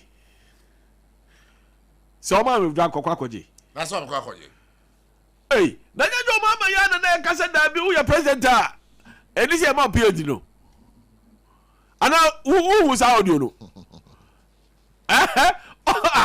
o se wo ya president a na o tia se akufo ado o di president na universities mano ayi nkai se wa wie no akotena fie no na o ma friend abona ba se o ba ye no wo ya adwuma nti be di PhD ayasa na wo ya president na wo nam na ye ma ba PhD na no de obedi president ye man PhD onje afi na se bi ko he ya papa na wako she eche a ye che na ayi bi o gina ho no mo a o ma speak say o ma GPD we honor Ghana what ka jo say ye PhD honor oka Korea de na me dey be who wako she che mi ne ayi bi a o say ma GPD we in the honor Ghana una wo say we ya president a eni say ye ma PhD onu an kan ye o say we ya president ya ye be ma say university in France say ye be honor PhD ka che university say me pay me ya president se se so kire say wanodo enwre a ebi ngo no say no una titwi no me twi no me say ante papa o kan ye pa o say wanodo nwre a ebi wo enti wa kon na wa kon do nwre say no wo be cool hey o dey say me bua say president Dramani Mahama wanka say o ya president ni say o GPD wanka okay ye avi dio no ho o dey o so o tibi ye research me dey have a pay show no o ye research see anu akọ google gaga no akọ yaba o say that no man pani akufo ado onam na ye bubo na ba so PhD aye so wie no ko fie o ko tina fie na afa university for that friend say o be di o man pani di ni ye pa anti PhD na o ye president na o no no abi okaka say no o friend university since mo be me abaso PhD enti we say no mo de man no friend mo so mo be na abaso ana wahu sanye man na ye di ye politics ye njai na emboa ye asoman e so na o ye president no say wo na o ye president no enti say K University for friend say e ba be ma honorary doctorate obeka check university for say me mo fa and I say University of Ghana for France say be ma honorary doctorate obeka check me say me fa mofa oh we ye politics sa ye politics sa. All right, so Mahama criticized Akufo-Addo for collecting honorary degrees. Yes. During the 2024 campaign, the then candidate, John Dramani Mahama, took a swipe at the president, Akufo-Addo, then accusing him of having an appetite for honorary doctorates and even pressuring universities in Ghana to award him the titles. But even pressuring universities in Ghana to award him the titles. Look at that. President Akufo-Addo has pressured all the universities in Ghana to give him an honorary doctorate. I don't even understand where he's going with the doctor title. Mahama stated at a campaign rally ewo Kaswa. Vice Chancellor say all universities in Ghana ni omunim nyansa. Okay, so I'm coming. The U10. Mahama now accepts honorary degree as president. Thank you. Now that President Mahama is president, the situation has turned around on him. Nabotre, my research results don't contain a specific recent quote where Mahama explicitly said, as president, you shouldn't accept an honorary degree. But what the search results that I have conducted do reveal is very related and equally interesting. Mahama called and scolded NDC's supporter Apia Stadium after the latter made insulting remarks about the former president Akufo-Addo. Mahama told him to watch the video and was not happy with what was said against Akufo-Addo. Okay, so that was in the Apia Stadium so bar. But so that's it. But debut. No, say na Mahama can say. Akufo-Addo pressure university. There be two patches say vice chancellor's name. Yeah, university councils ni na university when omo nyansa. Akufo-Addo and pressure na say omo frɛ wo omo say mo mebo me PhD no ma so that command PhD. Oh, mbacho. Let's give people credit kakra. So, let's give people credit kakra. Actually, yeah, more politics na your time. But understand, say, a year LGBTQ, your man pinning M4 Asuntina, one say, aboding now, what they were born, one way gyno. You don't think it's a good signal for Ghana? Whether it's a good signal, it's a bad signal. The question is, say, Senka Oman withdraw, but I could PhD na. So Oman withdraw Sawe na, and come back. Linko hono amayako onano PhD na. That is the fundamental question. But Musa Dankwa, I beg you, let me drive the conversation. Musa Dankwa latest push. Me kind me name is obviously yeah deal. I don't know Musa Dankwa. Oh, now so what kind? Yeah, they are sending what kind? Today. Say they say with the New Patriotic Party, that's a more lucid grounds. Wow. Oh, there be especially when it comes to party affiliations. Musa Dankwano, first of all, the poll now, what were the questions? Oh, say before but me analyzing, questions men are busa, respondents, and the answers men on the buy. What methodology? I know, I say, identify MPP supported basis. No, or go interview MPP for no catch and say, he say you MPP bioma. But say what would you say early on in the on this platform because say the MPP dem ho chirebo pa as a party ni nyakono. Oh yeah, me say we are undergoing challenges. We can't hear because it is just like after the 2000 elections. Na say NDC egu. And just had a near after 2000 election, my penny could for buy. Oh, yes, NDC grad a good NDC and Babio. Oh, NDC a good, NDC a good. Because at that time, and your man and them real, oh, NDC for this car, NDC for your car, they are called jelly way, they are called jelly way, and just another thing. And Ghana for so there, the moment of this assembly. Now I say, who ayo he kakra.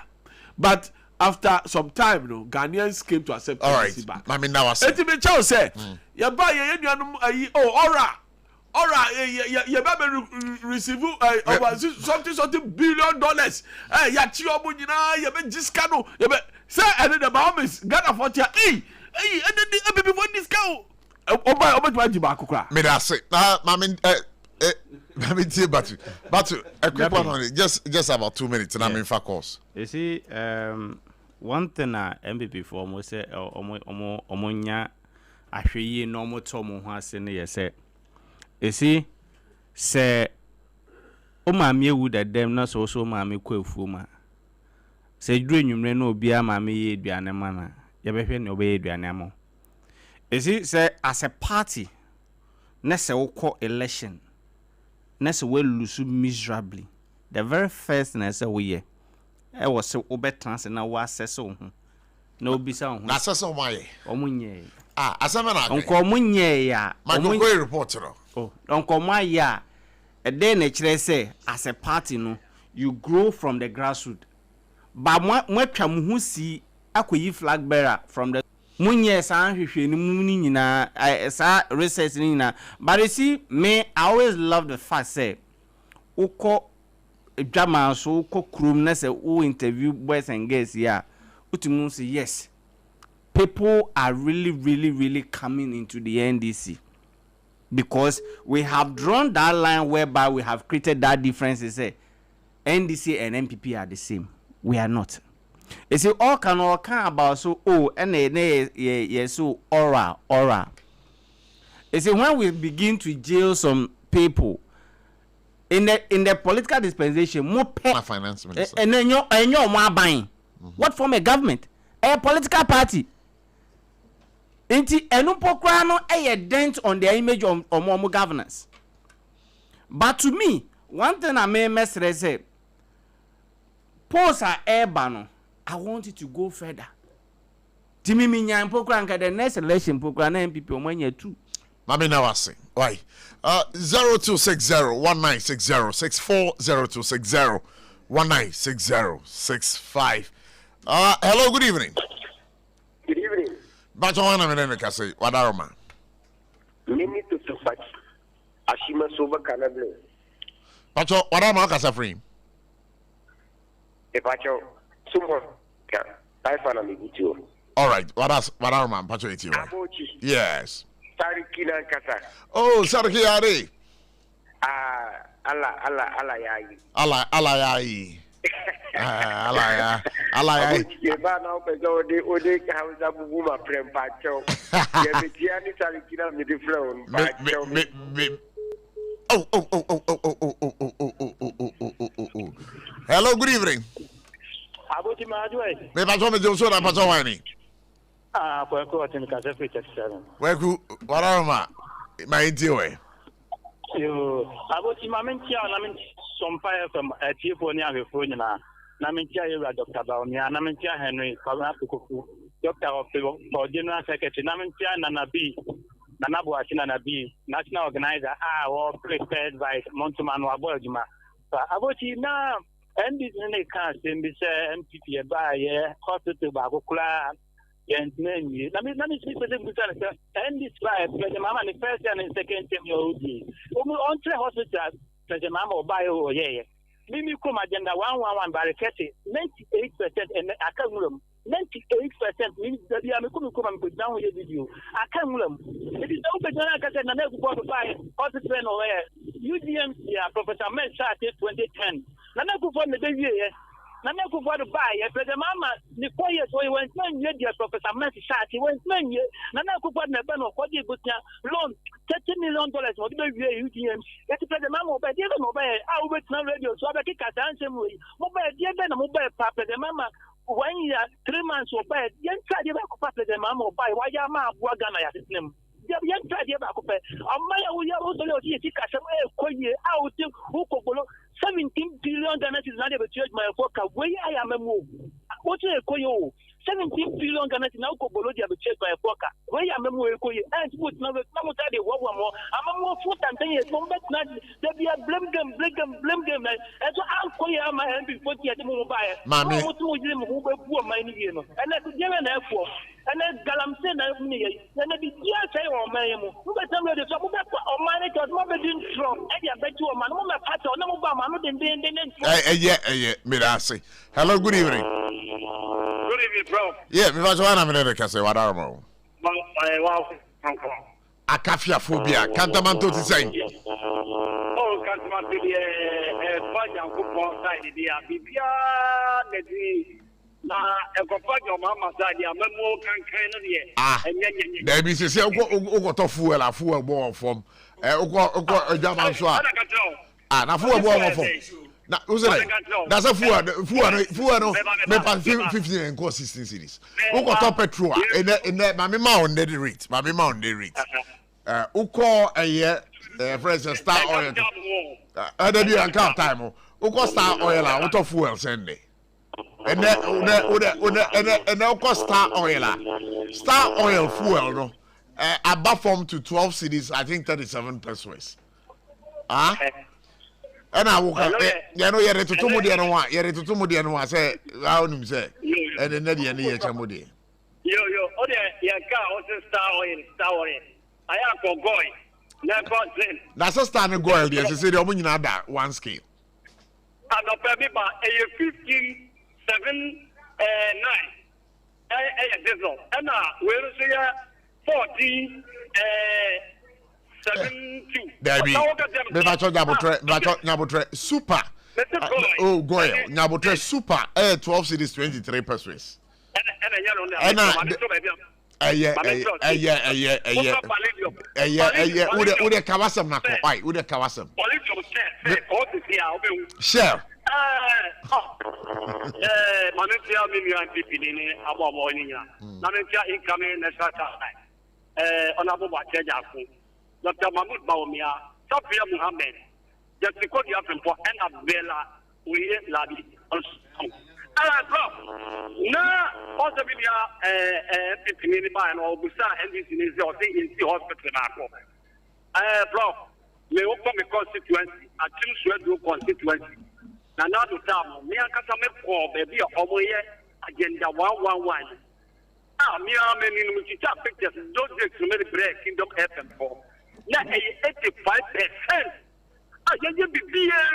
There be all the matter Nabotre, who you then who said 85% completed. Other way, engineer.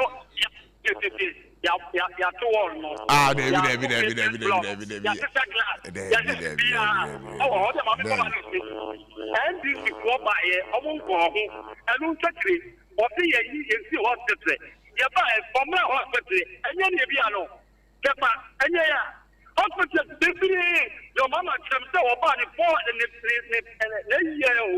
I know one was there. I'll call you award America.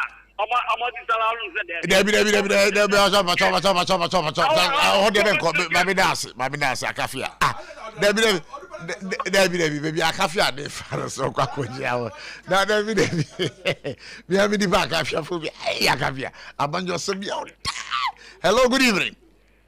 Good evening. Maybe I saw Dini baby Akasa free. Minute to Pachi.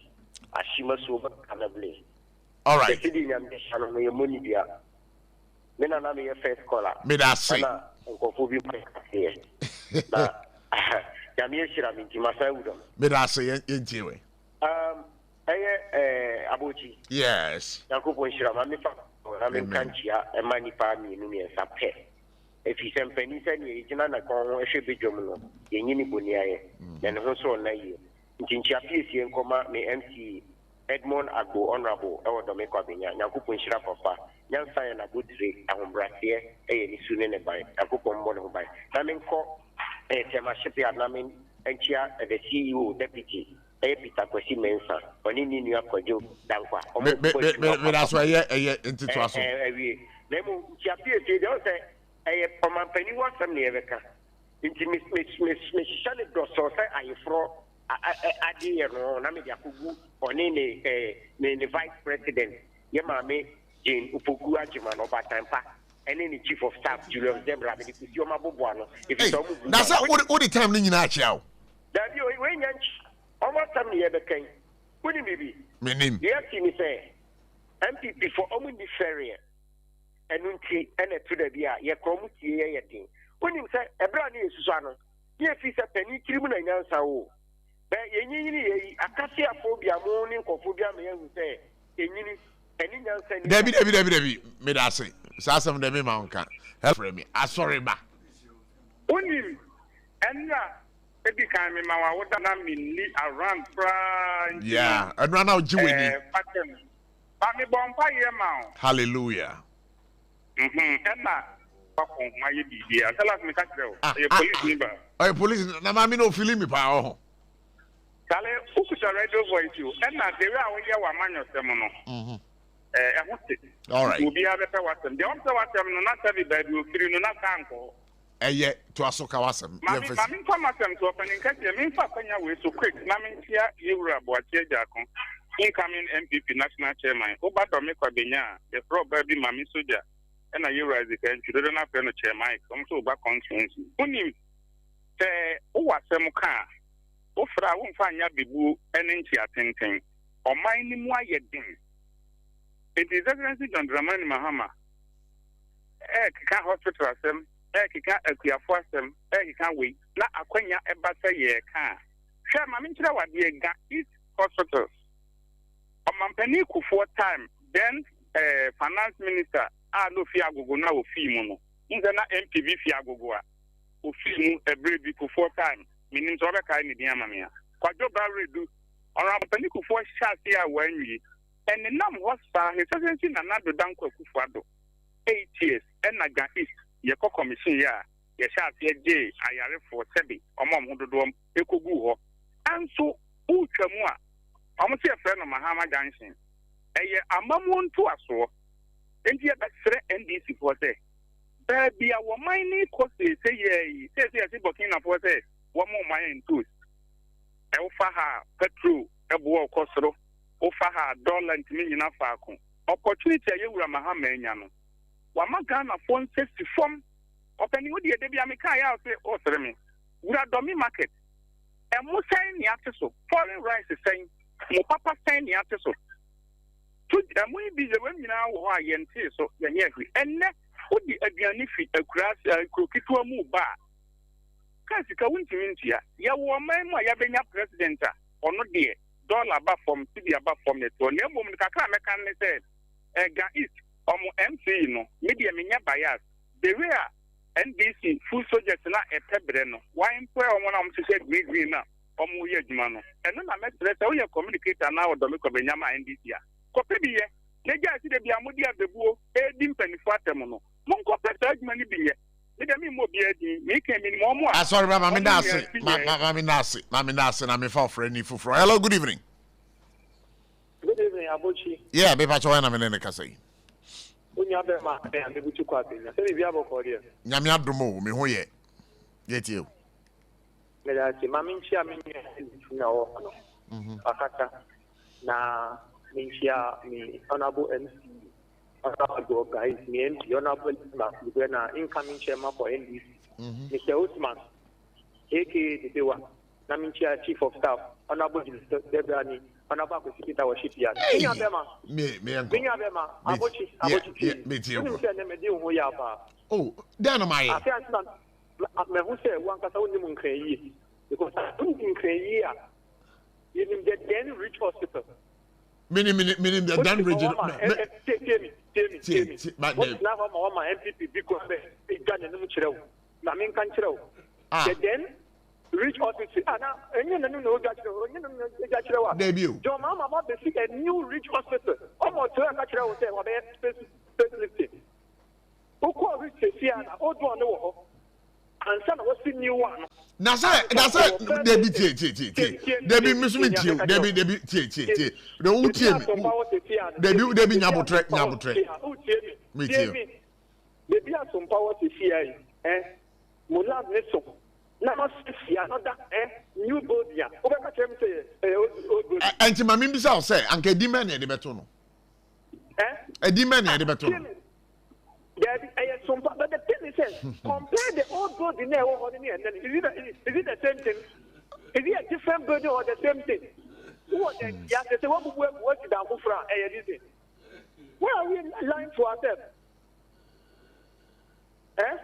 Abotchie. Meet you. Hello. Yes, your mind Ghana. And MPP. A regional to Ghana, the better. Abotchie, me say it's your mind Ghana. Yeah. And a normal buy. Now you empty ready. Because I'm going to make us know. And I be found Kwaku as my Kwaku Menu.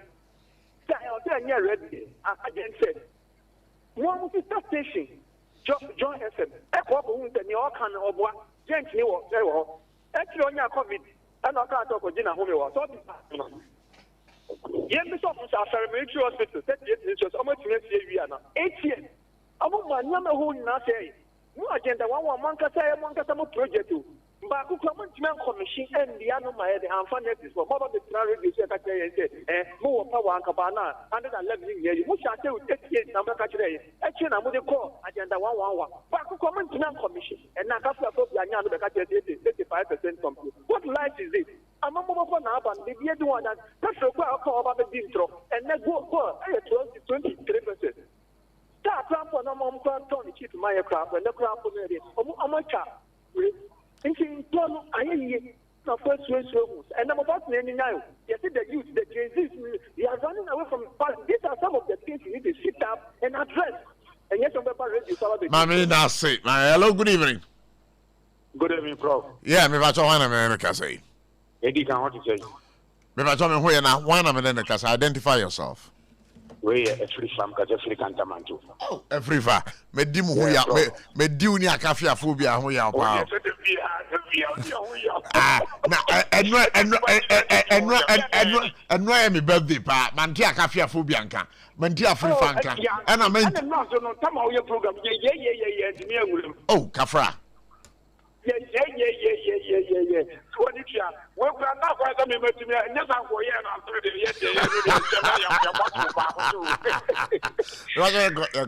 you, I'm in just some very my phone and yet you for. I'm in here, ABOTCHIE at the international chairman, MP, opinion, and I do more a poppy. The said that you need more for what you have no surprise. Nya memory, you are Muhammad 70, a memo and Tantano also. Yes, the phone. Prof. Yes, sir, Abraham Mahama. Yes, sir, no papa. One on the my ye no a year, and say, what they do a minus of you. I will go to you. What can I done for say? What mistake? Yeah, Ghana for a 12 in Nano. What for Ghana for a 1 year for so it's just a funny mra. No, go for a minus no 4 minutes. Eddie goes here for. I thought you were man people one day to guarantee, yes, you will say, and yadi, and you know, you were Mama, I see what bar, guarantee, and one time. After so, the trust your papa, not for this state of emergency. That's what you mean, never from there. Hospitals are some. Hospitals are some. Okay, hospital, yeah. I say, oh, you were Mama, what this, you know. What can I say? Nanado Yashi, agenda 111 or can Wabwa, but a new baby who can get was saying agenda 111 and enough of for the 20 in our house. And just a simple woman said, Papa, where to may I say, hello, good evening. ABOTCHIE. Yeah, that's one I'm in the castle. We hear me say, only me and Dini here. Me pacho minute, Masumo do me pabinga. Only me and Dini here. Me did ye as some now can I atom the a station, enter you free soon. And come from Timima make sure. Oh, there you are one casa wouldn't him say, why wouldn't him say, some now walk can. Then you some more as some more here. And I see a Bubania Tibetia or a Sunjay and Sida. A cafe for getting bread you yas, what can be actually if I don't see me, I'm going to name Yanipa. Ah, no, we are debut. I'm going to be any but now some young granny. Me, I'm young granny. Atibani Abubetia, the Biasujeni. Now, debut now, says I'm going to do now. The person is trying to say, you could see that me chair, sure. Hey, that can I say, Okusia don't mean that in Russia. We are a programmer. Me met 300 times. I want me to see. Me pay you didn't hear here. Hey, you're fancy. Hey, when I am very so I say Muhammad see schools I will them. Me pacho secondary school a daycare. Another a threat. Another kindergarten. A daycare. Another a threat. Another kindergarten. Me who in penny some dafe. The secondary school city center. Me who big that before logic and say Muhammad see schools will them. Debut. That's how Yabutamame. So also see day schools. Day schools. Day schools me ko school or man swam and see me costedia preparatory school. Me pacho but procura the school or you could find in the any answer. Then start training in the 90s. I'm cranking to a chap school. Available plot and after land. Our wow. And what is this school? When you see school and you walk in cafe, you see the chrome, not to go to the other in the fear school. That be also we have fast land for future friends development. It is a Mahama on your surveyor. Oh, Bojiri. All right, Aleke, Maroko Akperosia. Oh, a Wuluvo Hui. So, the buses of Yarako. Bridge hospital, Obi Cafe. Down. The pastor said, "What was your fees? You want to die? You not the Ubu now see for fra. What if you for fra? Guys, no. A Kufado abandoned Muhammad here. A Kufado abandoned COVID-19 by 2019. And no, Timmy Kadi for Koya COVID Center. Afo Maranquak Bonosia. Hello, good evening. Yeah, we must want a minute. I say, what are you? Your boy Richard, that's Central. Your boy Richard, Bokoria. Good. Your boy, my interview. Yo, hospital from my walking. Yes,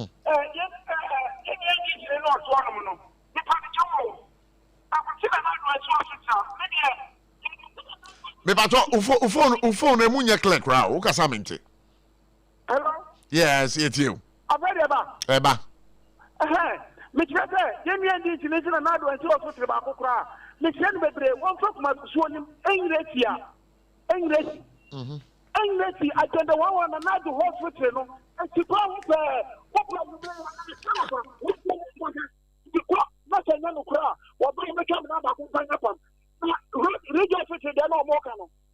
hello? Meet you. Radio City there now. Omokano. I didn't know what to the Batuokano. And then I see be a something. And only a something. And the new year, the time walk about the city. I'm not going to the and then I make whatever. One chance I'm living now. Let me go to my brother. The hospital he said, Midasi. Hello, good evening. Now we are at our borders.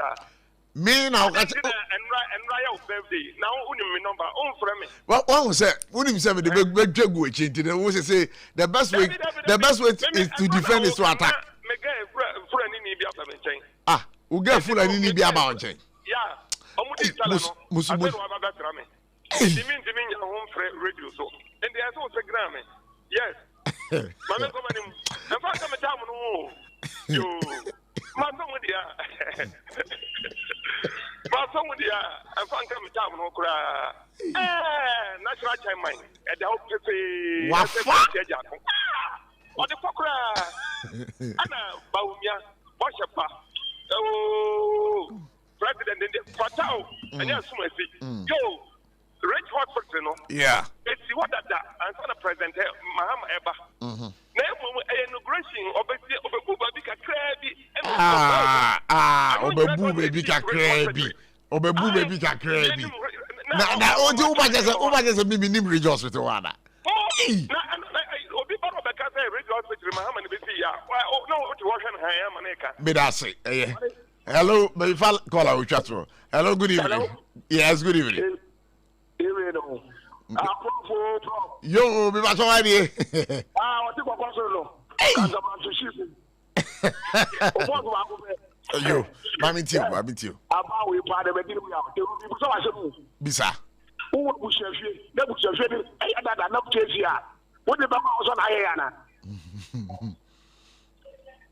You want to prop the jail? The bizarre one bizarre question. The what can it for?